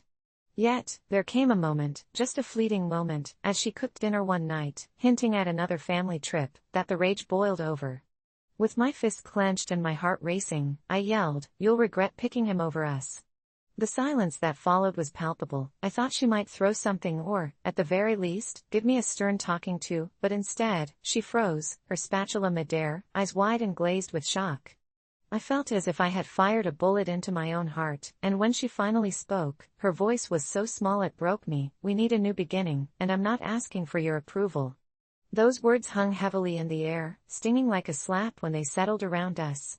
It was a bitter realization that my childhood was effectively over. In her eyes, I was just a child holding on to the past like a toddler with a ragged security blanket, while she wished for rebirth into this new life with Gary. What followed was a spiral, a slow, excruciating descent into a reality I hadn't signed up for. Gary installed webcams around the house, claiming it was for our safety, but it felt more like a prison, as if the walls had ears to report every tiny dissent I dared to voice. He would smirk when Mom wasn't looking, his gaze slicing through me like a knife. Every meal became a twisted game of familial chess, his oily laughter ringing in my ears as Mom cooked for him, entirely ignoring my existence. I spent nights lying awake in bed, replaying that moment, wishing I had said something else, anything else, to sway her away from him, but every offer of concern bounced off her like rain on a roof. Then one fateful night, as I lay there contemplating another day of uneasiness under Gary's rule, I heard a commotion coming from the living room. I crept out of bed, heart thumping, to find him yelling at Mom, who was crying as she tried to reason with him, her voice cracking. I wanted to rush in, to yell at him to leave her alone. Instead, I froze, paralyzed with fear. That was when she let it slip, slightly drunken, her guard down, that she didn't want us anymore. It was a bomb going off in my chest. I stumbled back into my room, tears burning my cheeks. It was like the ground had opened to swallow me whole. I thought about how far we could fall as a family, about how Gary would exploit this weakness, so when Gary struts into my room a few days later, waving a crumpled paper, I half expected him to tell me about a new rule. Instead, he smirked and said, "I'm adopting you, kiddo.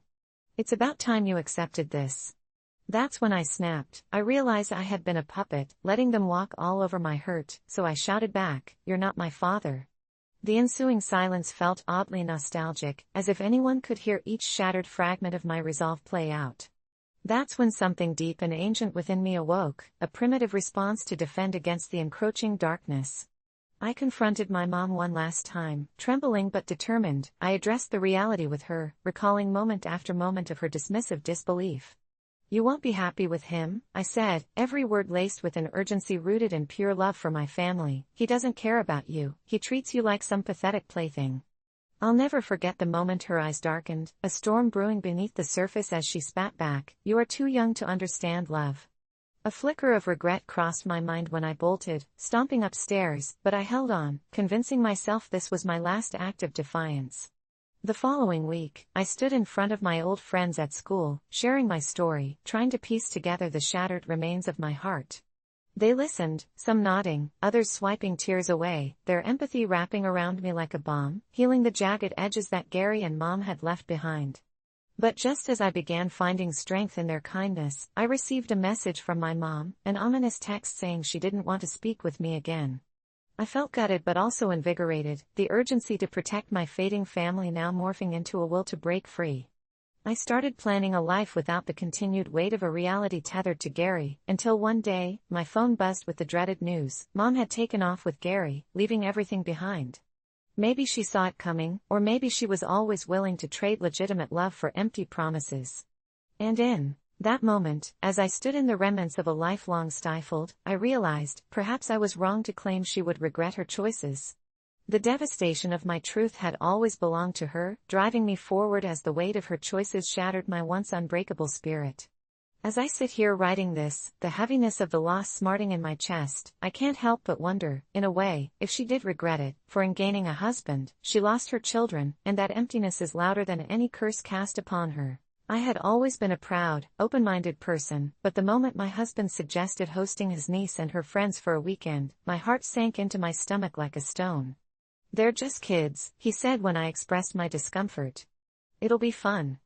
I smiled weakly, but a knot twisted in my gut as I remembered the incidents that had taken place in our small town recently, reports of children disappearing, strange eyes watching from the shadows, whispers that drifted across the playground late at night.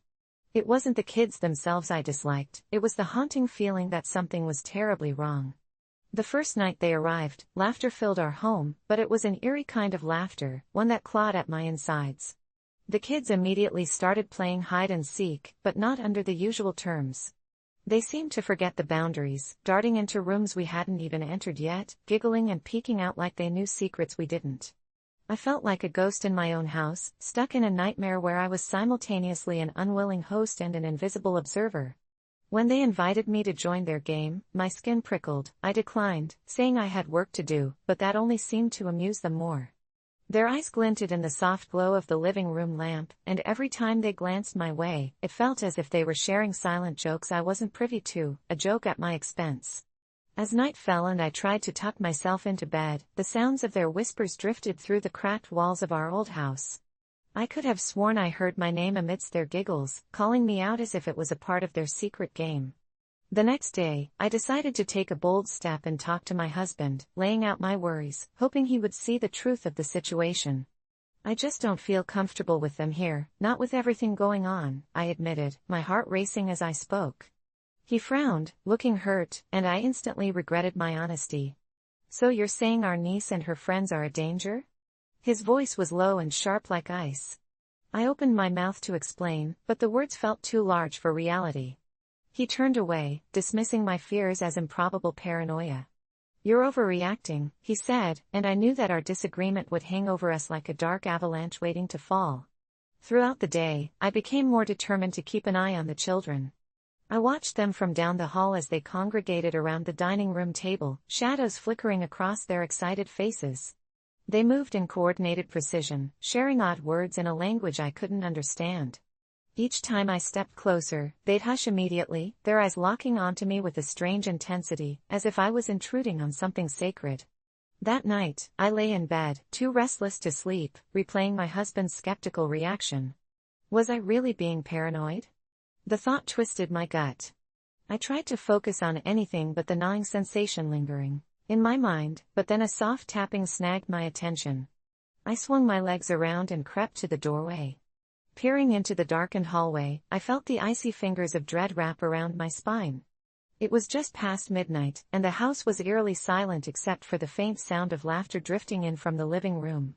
Curiosity washed over me, enough to nudge my feet forward. I crept toward the voices, heart pounding, and when I reached the dining room, my heart nearly stopped. The children were gathered in a tight circle around something. What were they doing? I squinted, trying to see past their small, interlocked bodies. Suddenly, one of the boys glanced over his shoulder, catching my eye. An unsettling grin spread across his face, and he beckoned me closer. "Come join us," he chirped. Instinctively, I felt the air grow thick, pressing down on me like a heavy weight. "No," I called out, my voice trembling. "What are you doing?" A round of giggles erupted, and the girl standing in the center lifted something high above her head, something glinting in the dim light. My breath caught in my throat as I realized it was a stuffed animal, but it wasn't just any stuffed animal. Its fur was soaked, dripping an unnatural shade of red that pooled onto the floor. "Look!" another child exclaimed, excitedly pointing at the gory toy. "It's alive!" My heart raced, and panic surged through my veins as I stumbled backward. They were all looking at me now, their expressions shifting from giddy playfulness to something dark, something twisted. The insistent tapping of their fists against the table echoed in the stillness, a morbid rhythm that sent chills shooting down my spine. "Wanna play?" the girl asked, her voice now too sweet, almost mocking. I turned and ran back to my room, locking the door, pressing my back against it as if it could shield me from whatever vile magic those children possessed. I tried to convince myself it was just a prank, but in the morning, the unease returned tenfold. As the sun rose, I slammed coffee into my system and finally confronted my husband again. "You need to see what they're doing. They're playing with something." "Wrong." His eyes narrowed in disbelief, but before he could respond, a raucous series of knocks shattered the morning calm. The children were outside, slamming their palms against the door, yelling my name, their voices rising to a pitch that felt like nails scraping against my skull. I opened the door to reveal them standing in a line, beaming smiles painted across their faces like they were in on a joke I wasn't. "We want to play," they chanted in unison, their voices ringing like a nauseating choir. My heart thudded painfully in my chest, and before I could reply, the boy in front pulled something from his pocket. It was a tattered piece of paper, and as he unfolded it, I recognized it all too well. "It's your name," he said, and my pulse quickened. It was an article written about the missing children of our town, my name marked at the bottom in a clumsy scrawl along with several others. "Join us in our secret, and you'll never want to leave," the girl chimed, and the invitation felt like a tether dragging me into an abyss. I slammed the door in their faces, trembling with anger and fear. My husband stormed in at that moment, demanding to know what was happening. I had never seen his face twisted with such concern. "Are you finally going to believe me?" I shouted, but he shook his head, his belief in me dwindling away like autumn leaves. I barricaded myself in our bedroom, praying, clutching my phone with trembling fingers, ready to call for help if it came to that, but I knew deep down that no one would believe me. The whispering began again, the shadows seemed to stretch further as I huddled against the closet door. Time blurred, and I didn't know how long I stayed there, locked in a never-ending spiral of fear, until I finally plucked up the courage to peek through the slightly ajar door. But the moment I did, an icy hand gripped my wrist, and those kids were there, back in my face, their smiles now wide and predatory, and they shifted like a sudden gust of wind as though they could melt right through the door. You shouldn't have locked us out, the boy said, his voice echoing like distant thunder, and the last thing I remembered was screaming as the world crumbled into darkness around me, my consciousness slipping away as they slowly pulled me into their game. AITA for admitting I was uncomfortable. I now wondered, my voice echoing in the void, for there was no one left to hear me.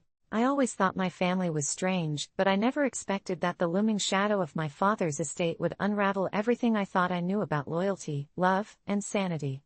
My father, still alive but battling a relentless illness that had reduced him to a mere ghost of the man he once was, owned a sprawling piece of land, a crumbling farmhouse with more history than charm, and a collection of oddities that filled every nook and cranny of the place. After years of being an outcast in my own family, my brother Alex returned with a gleam in his eye and a desperate need for money, which he insisted my father should have already divided. "He won't need it after he's gone," he told me one night as the shadows gathered in the corners of our dimly lit living room. I felt an odd chill, not from the cold, but from the look in his eyes that seemed almost predatory. He wanted me to agree to sell a portion of our father's land, a decision I found ghastly. I couldn't bear the thought of discussing finances so soon. My father was still with us, albeit slipping away by the day. "You're being selfish," Alex snapped, his voice tinged with a venom that echoed through the stillness. I could hear my father's labored breathing from the next room, a constant reminder that he was fighting his own battles, and in the throes of denial, I clung to what little was left of our family unit. The days that followed grew darker, with my brother returning at odd hours, constantly trying to charm me into seeing things his way, all the while casting angry glances at our father, as if the old man's mere existence was a blight on his plans. Conflicted, I found myself venturing into the attic to escape the familial tension, combing through dusty boxes filled with fragmented memories, discovering strange letters, some of them detailing occult practices that seemed out of place among my father's mundane possessions. Flickering candlelight from an old lantern illuminated my father's poetry, haunting verses about loss and existence, which sent chills down my spine, making me question not just Alex's motives but the very nature of what it means to own something so deeply personal. Then came the night everything changed. I woke to the sound of chanting, low and insidious, echoing through the halls of the farmhouse. In a daze, I stumbled down the creaky stairs, compelled by some unseen force to investigate. The living room was bathed in an eerie glow. Alex stood at the center, surrounded by candles casting elongated shadows that writhed against the walls like living things. His eyes were unfocused, a manic glint shimmering as he gripped a large, intricately carved pentacle that had once belonged to our father, the very emblem of what was left of our family legacy. "You don't understand what's at stake," he pleaded, a frenzy edging his voice as if he were channeling some otherworldly energy. "The estate belongs to us, but not for long if he passes. I need you to help me." Before I could respond, a low thrum reverberated from the floor beneath us, intensifying. My father's anguished groans wafted through the air, merging with the incantations that spilled from my brother's lips, forming a grotesque echo vibrating through my very bones. Paralyzed by fear, I finally found my voice, screaming at Alex to stop, but the words were lost in the hollow space as the lights flickered and the shadows convulsed. It was then that I saw it, the grotesque, distorted face of our father reflected in the window, lips moving in silent horror as if he were begging for release from the grip of his son's madness. With a surge of adrenaline, I lunged for the pentacle, desperately yanking it from Alex's grasp, its edges burning against my palm. The moment I touched it, reality split apart like brittle glass. A cacophony erupted in the room, a sound that scraped the insides of my skull. I was thrown back, landing hard against the wooden floor, breath knocked from my lungs, as shadows swarmed over me with suffocating wrath, eager to consume. The last thing I remember was the sight of Alex, eyes wide with terror, unsure whether to flee or fight against the amalgamation of forces we had unleashed. When I returned to consciousness, the house felt different, heavier, charged with an anxiety I couldn't place. I scrambled to my feet, scanning the room as frail wisps of the past whispered through the air, muddled memories piercing the haze. I found my father in his bed, gasping, the lines on his face deepening as if aged by decades in just hours. Desperate to salvage what remained of my family, I pleaded with him for answers, for something to cling to that wasn't shrouded in fear. Instead, he gripped my hand with surprising strength, a grave expression washing over his features, as he confessed dark family secrets, the endless cycle of greed and loss, a dreadful once-committed pact stretching back generations that led to despair, forever binding us to that estate. My brother had stumbled upon that darkness, and though he thought he could wield it, the truth was evil wasn't meant to be controlled. I raced to find Alex, but he was gone. The house echoed with madness coursing through its walls, crawling in every shadow and corner. I could feel the energy swirling around me, wrapping tighter as though the very land was rejecting me for refusing to play into its sinister game. Alone, forbidden even to call for help, I was left to confront what had transpired, the eerie weight of despair pressing down like an anchor to the abyss. My only choice was to confront the terrifying legacy of my lineage, but I wouldn't make the same mistakes. I resolved to protect my father's estate, to honor his last wishes, even if that meant facing the darkness alone, because I finally understood. Before any of it was mine, it belonged to the shadows beneath the surface, and they would only grow stronger if I followed my brother down that road. AITA for refusing to sell my father's estate and distribute the money? Maybe.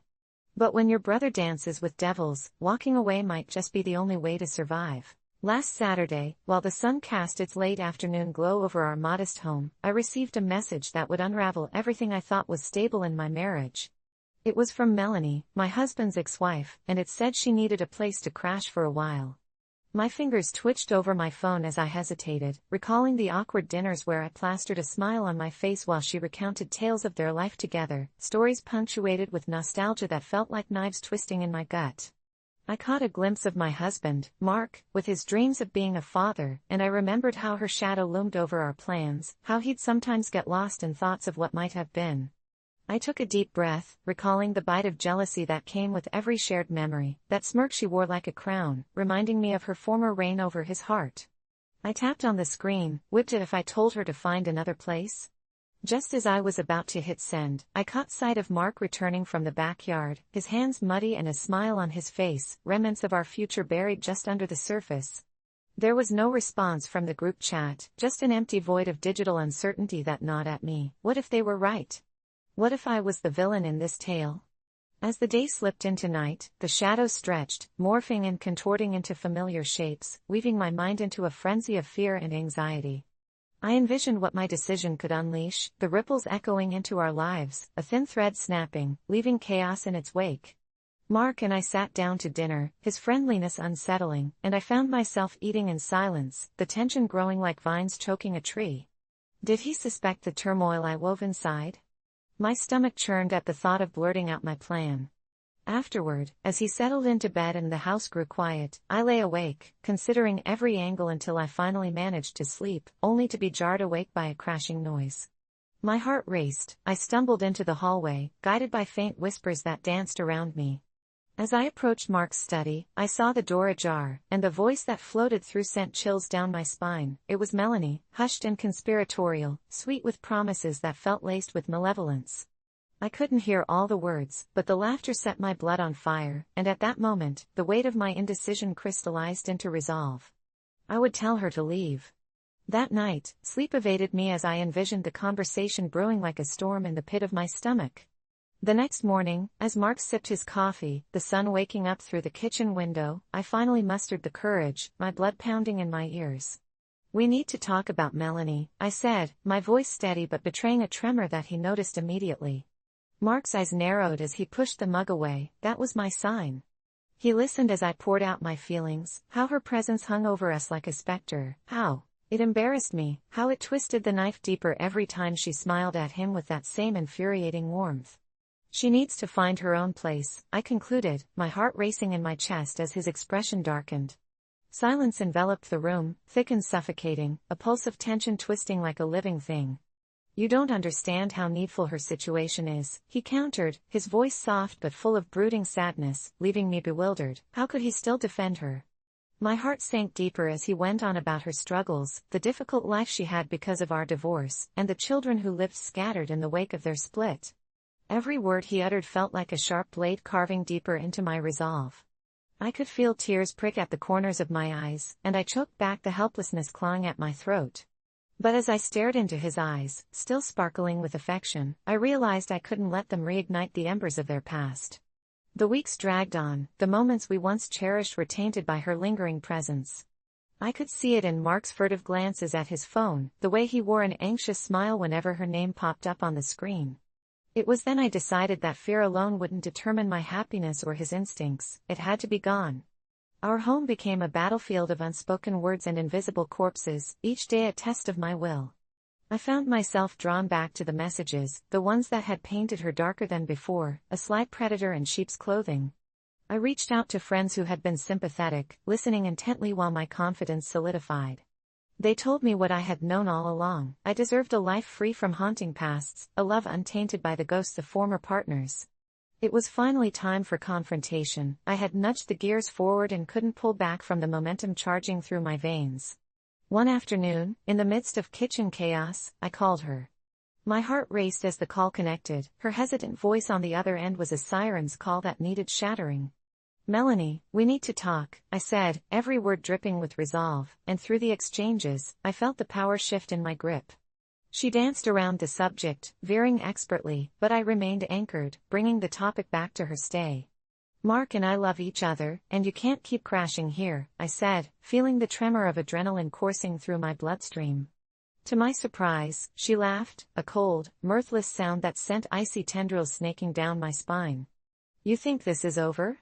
She spoke, silky and twisted. "This isn't your movie, and I'm not going anywhere." I remember that gut-sinking moment when I realized this wasn't merely about space, it was a tug-of-war for dominance. That night, I tried to shake the fear that clenched onto my gut like a vice. I envisioned slamming the door in her face, but it was Mark's words that simmered in my ears. "She's my past," he had told me, like a scar on my soul that can't simply fade. It plagued me every second until the reality set in. I had to act. Just as the sun sank low the following evening, Melanie walked in unannounced. She saw my fury and shrugged like a doll with missing strings. "Can I stay for just one more night?" she crooned, her face plastered with that same smirk that sent nausea churning in my belly. I snapped, my body fueled by primal rage. This was mine, our home. "No. You're done. You've overstayed your welcome," I shouted, my voice breaking the silence with unexpected ferocity. The calmness in her eyes vanished. For a moment, I saw something sinister flash across her face, a sharp edge, a tempest beneath the surface. "You better tread carefully, darling," she hissed, and for an instant, her hand slipped into her pocket, but I stood firm, unwavering. The tension crackled like energy in the air, enveloping us in a precarious standoff. "Get out," I repeated, cold and distant. She regarded me for a moment longer before a slow smile unfurled on her lips that set every hair on my body on edge, the kind of smile that hinted at a deeper madness, a buried threat that rose and fell with every heartbeat. "This isn't over, you know," she said, every word syrupy sweet until she finally turned to leave, and the door slammed shut with an echoing finality. I thought I had won, but as the days turned into weeks, I discovered the true cost of that victory. It wasn't until late one night, sleep evading me again, that I heard the rustling outside our window, so familiar, so haunting. I peered through the blinds, only to find her silhouette lurking across the street, her eyes alight with a dangerous glow. She stood there for hours, unmoving, and in that moment, I felt the walls of my mind closing in. It was then that I realized I hadn't simply pushed her away, I had unleashed a storm far beyond my control. Since that night, my thoughts have been increasingly fractured. Each creak in the house sends my heart racing. I see her lingering everywhere, the grocery store, the park when Mark takes our dog for a walk, even the dinner parties where friends mention her name. I can't shake the feeling that she's watching me, just waiting for the right moment to slip back into our lives like the darkness seeping through the cracks. I wish I could say that I felt free, that I had finally paved a path to happiness, but each day feels like a puzzle piece snapping into place, fraying along the edges. Was I the villain? Did I open a door I was never meant to? The echoes of laughter haunt me in the quiet hours, and as I look into Mark's eyes, I no longer see the warmth I once cherished, all I glimpse is uncertainty. I often wonder if I made a god-awful mistake, and I'm not sure if I can ever escape the shadows she left behind, or worse, if she will eventually come back for what she believes is hers. The claims of an ex haunt me now like whispers in the dark, and for the first time since we said, "I do," I fear I might lose him to her still. I always thought the engagement ring my grandmother bequeathed to me was just a family heirloom, sparkling with history and nostalgic whispers of love, but ever since her funeral, it transformed into something else entirely, something sinister. When she passed away, my mother sobbed uncontrollably, clutching at her heart as if it might burst from grief. Amidst the echoes of morning, I received the delicate ring, an intricate weave of gold, encrusted with a single brilliant diamond that seemed to pulse with a heartbeat of its own under the flickering chapel lights. For days, I kept it hidden in a small velvet pouch in my drawer, overwhelmed by not just the weight of loss, but the sense of obligation that accompanied such a treasured legacy. My mother, however, started dropping hints about how it rightfully belonged to her, how it was part of our family's bloodline, and how I shouldn't keep it for myself. But I couldn't shake the feeling that the ring was meant for me, and the fiery tug-of-war between familial loyalty and personal desire only intensified when I put it on. I swear I could hear my grandmother's voice whispering to me in the silence of my lonely room, coaxing me to protect it, to honor it. Then, the odd things began to happen. Shadows stretched across my walls, dark fingers creeping along the edges of my vision when I was alone at night, and every time I caught a glance of my reflection while wearing the ring, I felt a stranger staring back at me, but with my grandmother's warm smile creeping into her lips. My mother grew more frantic, restless, even desperate, and I began to piece together a darker story, one where the ring was a vessel for my grandmother's spirit, fiercely protective and unyielding. A week later, in a feverish dream, I found myself sitting at an enormous old table surrounded by flickering candles. My grandmother sat across from me, her smile soothing yet demanding. "This is your responsibility now," she said, her voice echoing off the walls like a forgotten lullaby, and even in the dream realm, I could feel the weight of that responsibility pressing against my chest. I woke up sweating, the ring still settling into the cool, clammy skin of my finger, a reminder that whatever this was, it flowed far deeper than a mere inheritance. It was legacy, it was obligation, it was power. My mother, however, had a darker intention. She wasn't just mourning, she was scheming, obsessively trying to reclaim the ring as if snuffing out my claim would sever some invisible link to our family's history. Anxiety gripped me, twisting my thoughts into frenzied knots. Who did I trust? Weeks dragged on, and I felt the shadow of my grandmother's spirit wrapping tighter around me as whispers morphed into bolder calls for protection. One night, she was more vivid than ever, her voice an intoxicating melody laced with urgency. "It's not safe anymore," she warned, making me question what I'd stumbled into.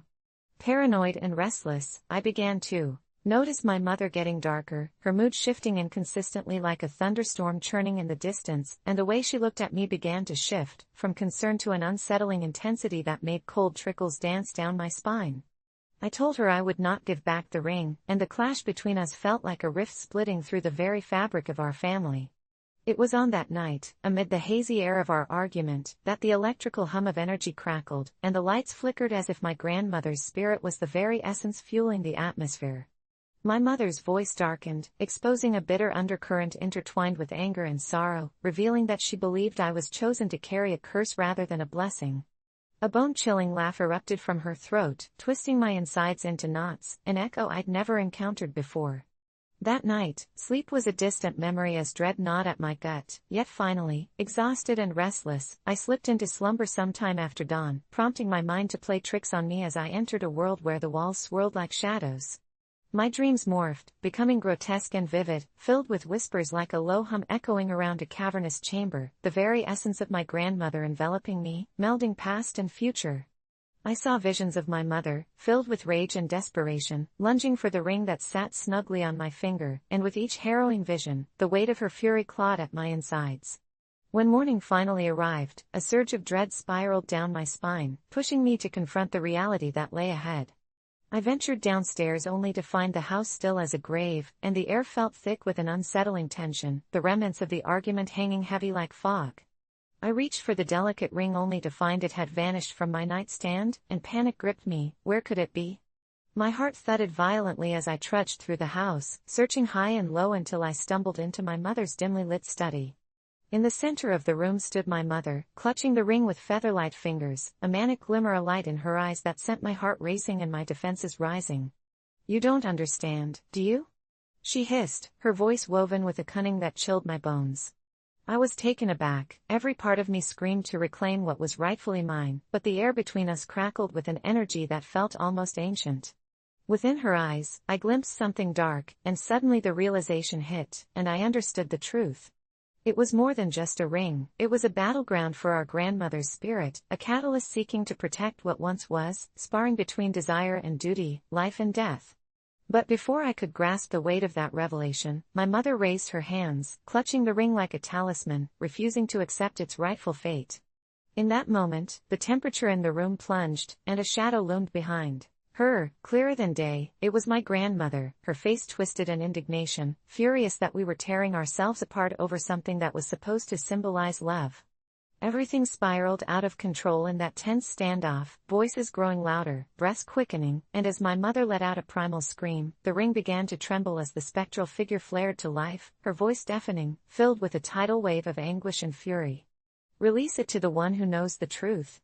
It was never yours to take," she declared, and just like that, amidst a whirlwind of emotions, the house began to shake violently, glasses shattering while chaos reigned, leaving me standing there, the weight of decision crashing down like a tidal wave, because in that moment, I realized it wasn't about giving back the ring, it was about reclaiming the love it represented and making a choice.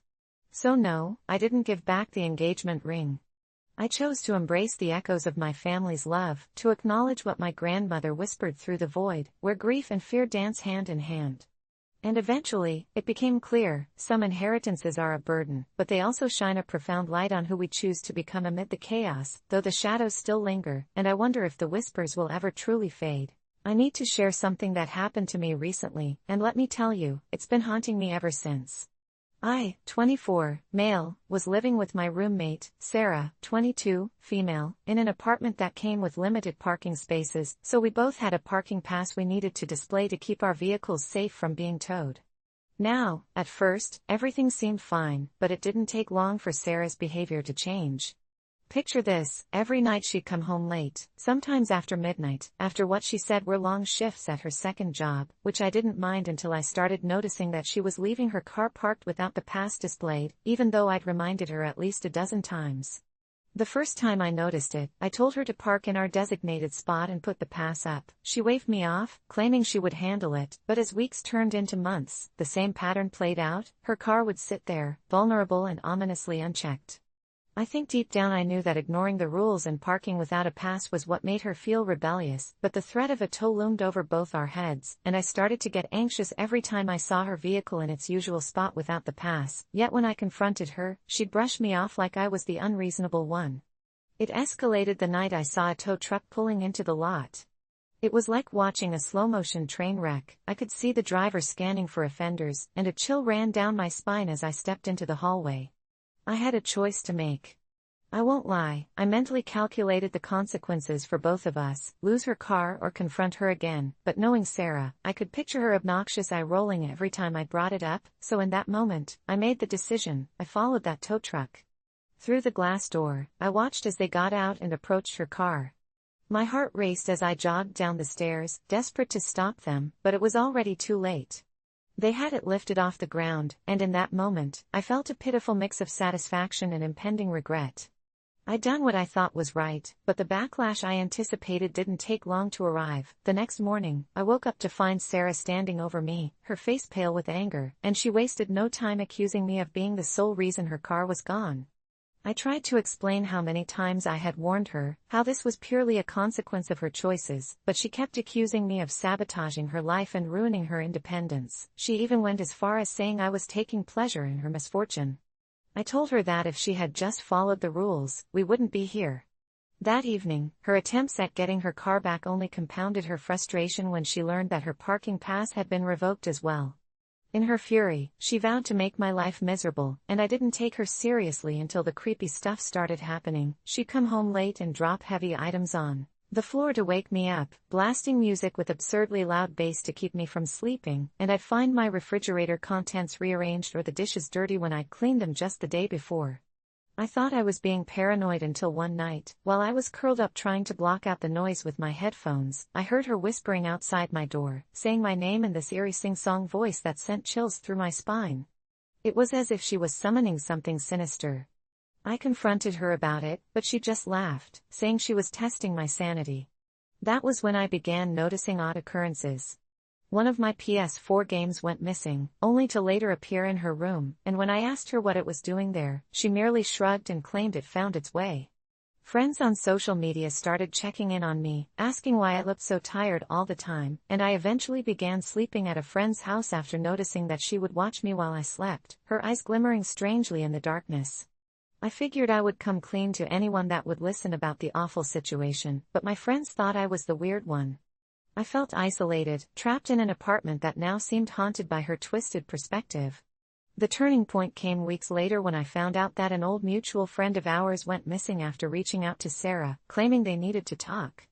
I immediately tried to talk to her about it, but she just dismissed my concerns, telling me it had nothing to do with her. It was then, in a panic, I decided to check her texts and discovered that she had sent cryptic messages about someone transcending and being free along with a strange timestamp that mirrored the night my friend disappeared. My gut told me something sinister had happened, but the moment she caught me snooping, it was like unleashing Pandora's box. The next day, I woke up to find my belongings trashed. Somehow she snuck in during the night, and I panicked. I grabbed my phone to call the police, but the battery was dead.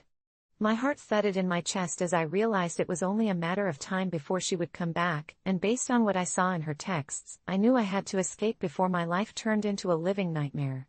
The following night, I snuck out, clutching a single duffel bag, but when I reached the parking lot, I was greeted by the harrowing sight of her car parked, with the driver's seat illuminated, even though this time she was nowhere to be seen. I hesitated, but the only way I knew I could protect myself was to leave, so I bolted to my car, only to be peppered by a deafening laughter echoing back from the direction of the apartment. Never have I felt terror like that, knotting through my stomach as I drove through the night, and even now, weeks later, I keep looking over my shoulder, paranoid that she followed me or that somehow, I've let something dark linger, but I still wonder if I went too far by getting her car towed, regardless of whatever captivating madness her psyche had devolved into, and the looming question remains, was I the villain in this twisted tale, or just a victim entangled in a nightmare? I never thought I'd be the one to ruin the holidays, but I guess that's what happens when your family decides you're the villain. It all started when Mom began to forget things, small things at first, like where she placed her knitting needles, but soon it escalated to missing important appointments and repeating stories just minutes apart. By the time the doctors finally agreed it was Alzheimer's, we were already deep into the annual holiday preparations, every single corner of the house smelling like cinnamon and pine, a stark contrast to the dread that settled in my stomach.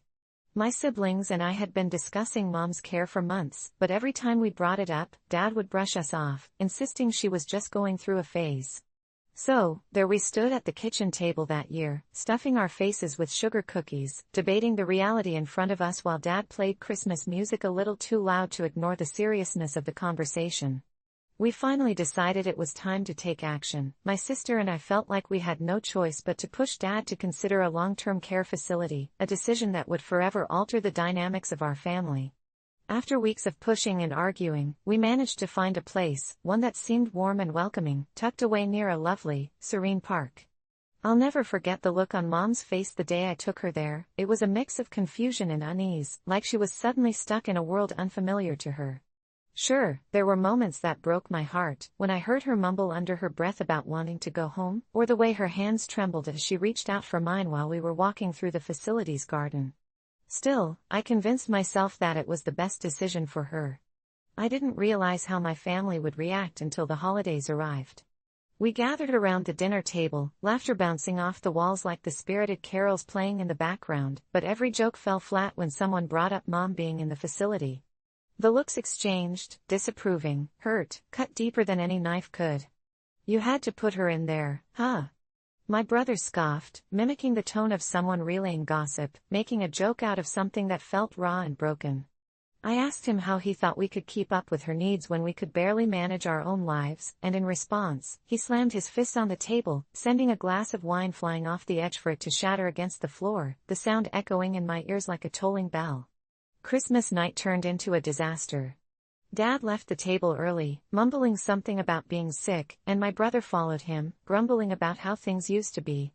My sister sat there, seemingly unaffected, but I could see the tears threatening to spill.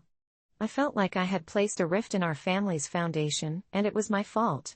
By the time the clock struck midnight, I was alone in the kitchen, scrubbing the remnants of that holiday meal, staring at my reflection in the darkened window. It was surreal watching myself shift from a devoted daughter into some distorted version attacking her own flesh and blood. That's when I heard it, soft, muffled whispers drifting from the living room where my family was gathered. Curiosity piqued, I leaned against the wall, straining to hear their words as well as the melancholy sound of the music filtering through the air. "I miss Mom, she was the glue," my sister said, her voice thick with emotion. "This isn't the way it's supposed to be." I stood frozen, panic swelling inside until I couldn't suppress it any longer. I was about to turn away when I heard my brother's voice, low and menacing, cutting through the sorrow. "She wrecked Christmas. We'll never forgive her." His words stung, and the darkness began to swell, an ugly, gnawing sensation crawling along my spine. For weeks after, all I heard from my siblings were passive-aggressive remarks about how I was to blame. They'd thrown holiday gatherings minus me, told stories that excluded any mention of Mom's current state, effectively rewriting history to make it look as though I wasn't even a part of this family anymore.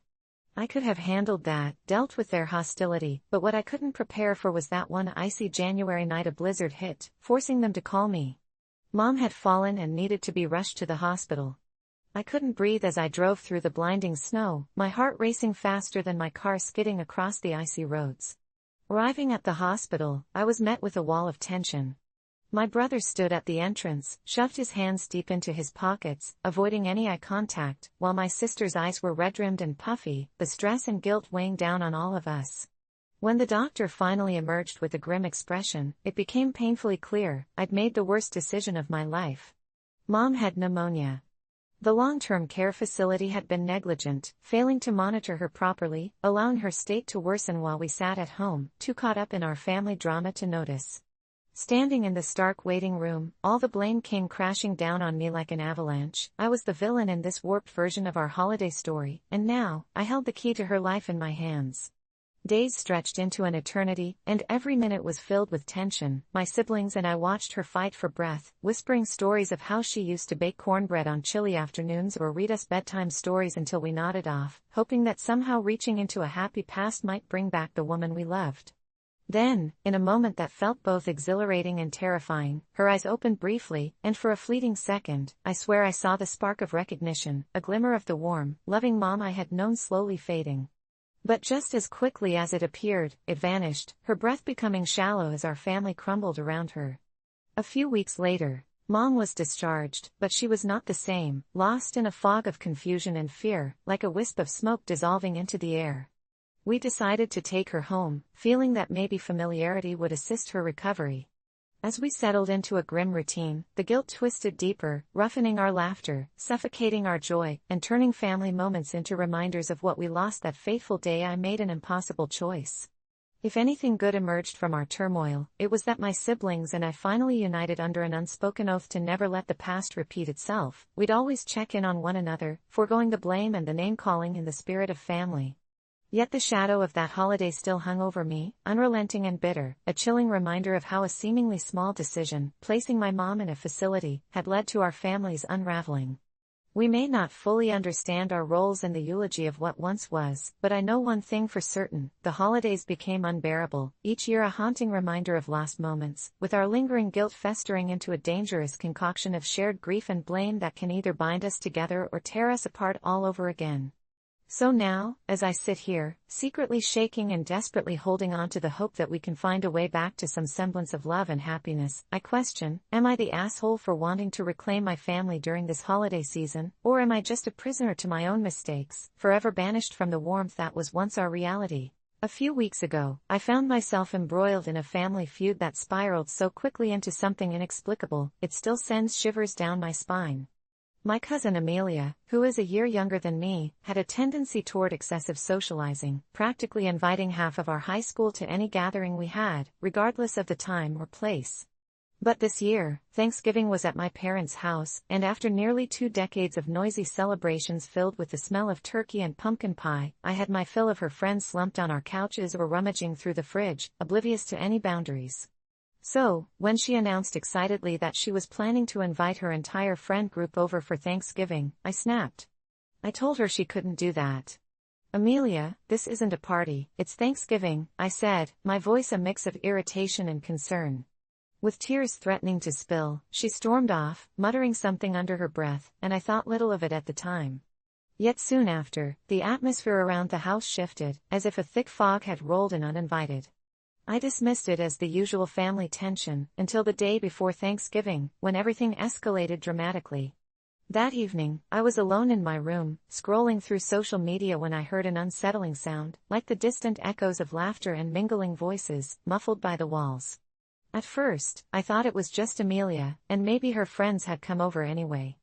So I crept down the hallway, pausing at the top of the stairs, when suddenly, everything went silent, replaced by the haunting clang of silverware dropping to the floor. I think it's worth noting that it was almost midnight, yet the dining room lights flickered as if someone were playing tricks with the switch. Out of curiosity and more than a little fear, I tiptoed down, half expecting to find my family enjoying some last-minute preparations. To my utter confusion, the dining table was set for an extravagant meal, plates stacked, candles burning, but no one was there.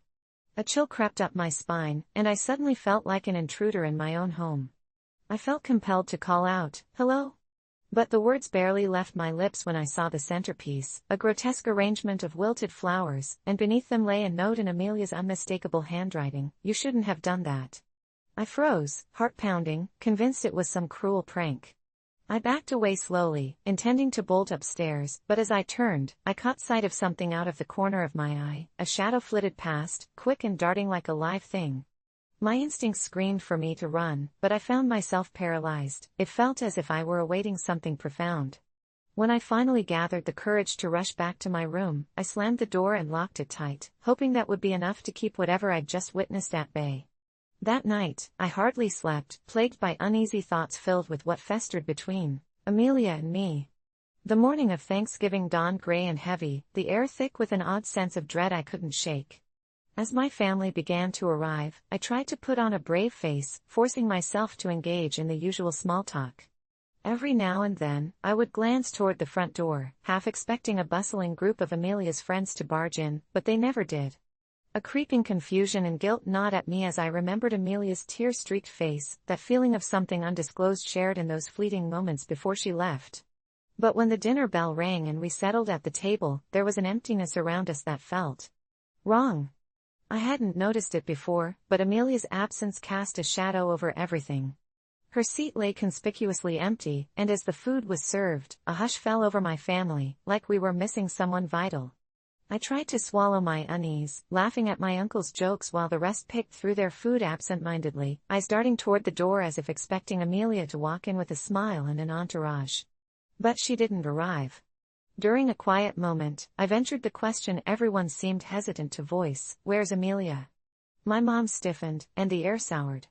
"She canceled last minute," my dad muttered, eyeing me as if I were the cause of this mischief. A suffocating silence followed, and just as I thought the tension might snap, my younger brother piped up, "Hey, isn't that her car?" Our gaze turned toward the window, where the faint, unmistakable outline of Amelia's old Honda sat in the fading twilight. But Amelia didn't emerge from the vehicle, nor did anyone else. I felt a pang of worry shoot through me as I realized, besides that strange note, I hadn't spoken with her since our argument. Just as I was about to suggest we check on her, a sudden shudder rattled the house, and the lights flickered ominously. For a heartbeat, everything went pitch black, and I could hear the muffled panic inside the house, my family's voices blending into a chaotic symphony of fear. When the lights returned with an angry flicker, our eyes found the windows, which revealed a reflection I'll never forget. There, pressed to the glass, was Amelia, her eyes wide and frantic, mouth moving as if she were screaming. But the sound, it didn't reach us. In that horrific moment, I felt something wrench inside my chest, a sense of cold accusation settling firmly in my gut. I didn't know what I'd unleashed by saying Amelia couldn't invite her friends. I lunged for the door, my heart pounding, but before I could escape, the house became agonizingly still. Drawing in a breath, unsure whether to feel more terror or dread, I realized something was terribly wrong, as if an uninvited guest had slipped silently into our home, something that lurked and stared from the corners of our lives. Thanksgiving dinner turned into a nightmare, family gathered around shivering in silence, while outside, the world was hushed, and the only sound was the echo of Amelia's voiceless scream. I never went outside that night. I was too scared, paralyzed by the unknown lurking just beyond the door. The next morning, without any explanation, they found Amelia's car empty and her gone, no trace of her anywhere. The police didn't find a single clue. As days blurred into weeks, no one ever spoke of her disappearance, and when I finally gathered the courage to ask my mother about her, all she would say was, "You shouldn't have asked her not to invite her friends." When Thanksgiving came around again a year later, the dread returned, settling on my shoulders like a curse. Amelia was gone, and I couldn't shake the feeling that somehow, it was all my fault. Even now, as the holidays draw near, I can't look at the empty chair where she used to sit at the table without feeling an icy sensation clawing at my insides. You might think it's just the guilt, but deep down, I know it's more than that. Those shadows cast by our family dinners have grown darker, something unseen digs into my gut, festering with secrets. And even today, I still hear her laughter echo through the walls, diluted yet almost tangible, taunting me like a warning of what happens when you tell someone they can't invite their friends for Thanksgiving. I'm writing this because I'm overwhelmed and terrified, and honestly, I don't know who to turn to because the whole thing feels surreal, like something out of a nightmare, and if I don't get it out there, I feel like I might explode. It started when I got engaged to my longtime boyfriend, Mike, and decided to have a small wedding in the woods near our favorite hike, nature-themed, simple, and intimate with just a handful of close friends and family for a lovely, rustic gathering. We were excited about everything, but when it came to the cake, we decided to go vegan since my best friend, Kylie, is vegan and had been there for me through thick and thin. We wanted everyone to enjoy it equally, without feeling pressured, and there's this small bakery that makes the most decadent vegan cakes, chocolate with raspberry filling, my absolute favorite. They assured me that the texture was just as rich as a traditional cake, and honestly, I was all in, so I ordered it and kept the choice a secret, wanting to surprise everyone. The day of the wedding arrived, and the air was crisp, filled with the sweet aroma of pine and flowers. The sound of laughter and soft music floated in the breeze as we exchanged our vows, surrounded by the natural beauty that had brought us together. The cake was everything I hoped it would be, a centerpiece topped with wildflowers, and everyone marveled at it when it was revealed, but as soon as someone took a bite, an odd heaviness fell over the gathering. The look on Uncle Barry's face was a mix of confusion and horror as he wiped remnants of cake from his mouth. A ripple of murmurs spread through the group, and before I knew it, Kylie was storming up to me with a scowl that could peel paint. Apparently, during her speech about happiness and acceptance, she inadvertently revealed the cake's vegan nature, which catapulted the guests into what felt like a modern-day witch trial. Barry, arms flailing, demanding to know why I had tricked him into eating something I hadn't labeled properly. It all spiraled out of control. Suddenly, guests were accusing me, some saying they felt disrespected by the deception, while others stood up for me, defending the choice and emphasizing taste over labels. I felt trapped in the eye of a storm, where accusations and judgments collided like thunder. I tried to explain my intentions, how I wanted to bring everyone together, but the more I spoke, the angrier they became, some claiming that it's unethical not to make dietary choices clear, which I didn't think was fair when at every event, there's bound to be someone who doesn't agree with the choices made. The tension was suffocating, and soon, guests began to leave one by one. I could see the disappointment written on my mother's face. She'd put everything into making this day special, but all I felt was shame invading my mind. I desperately sought out Mike, who was trying to calm Barry down in a corner, their voices rising with each heated word. Finally, unable to hold back anymore, I turned to Barry and said I was sorry but that he was being dramatic. That apparently triggered the lid off a boiling pot. Somehow, the conversation shifted, and not only was I under fire for the cake, but the whole wedding became a mess that solely fell on my shoulders, with even my mom chiming in with her disappointment. People began packing up the gifts, and I couldn't even process what was happening. Instead, I felt trapped in an absolute nightmare, and I began to weep while holding the remains of the cake, its beauty now marred by a strange mix of frosting and guilt. I lost track of time as people slipped away into the waning light, their murmured judgments still echoing in my head, and I could scarcely absorb the fact that my wedding day had transformed into a circus of accusations over a slice of cake. I caught snippets of conversations as the last of the guests trickled out, and someone even suggested that I should have known better than to force a cake with false marketing on them. I truly hadn't meant to upset anyone. How could a cake embody so much hostility? That night, Mike and I headed back home, his mood reflecting the dimness in my heart. He offered me a half-hearted consolation, mentioning how everyone was being overly dramatic, but I couldn't shake the feeling that I had somehow ruined our biggest day over something that should have brought joy. Scrolling mindlessly through my phone later, I stumbled upon posts on social media clarifying their positions on veganism as if it were a debate about morality. It tore at my heart when I discovered pictures of my wedding cake, captioned with anger, disillusion, and disbelief from guests recounting the horror of being tricked. That night, I had dreams of each guest's scornful face as they took their first bite, transformed into grotesque figures, shouting that I had robbed them of their right to true desserts. I woke up drenched in sweat, barely able to stomach breakfast, each glance in the mirror reminding me of the shame that lingered so heavy on my conscience.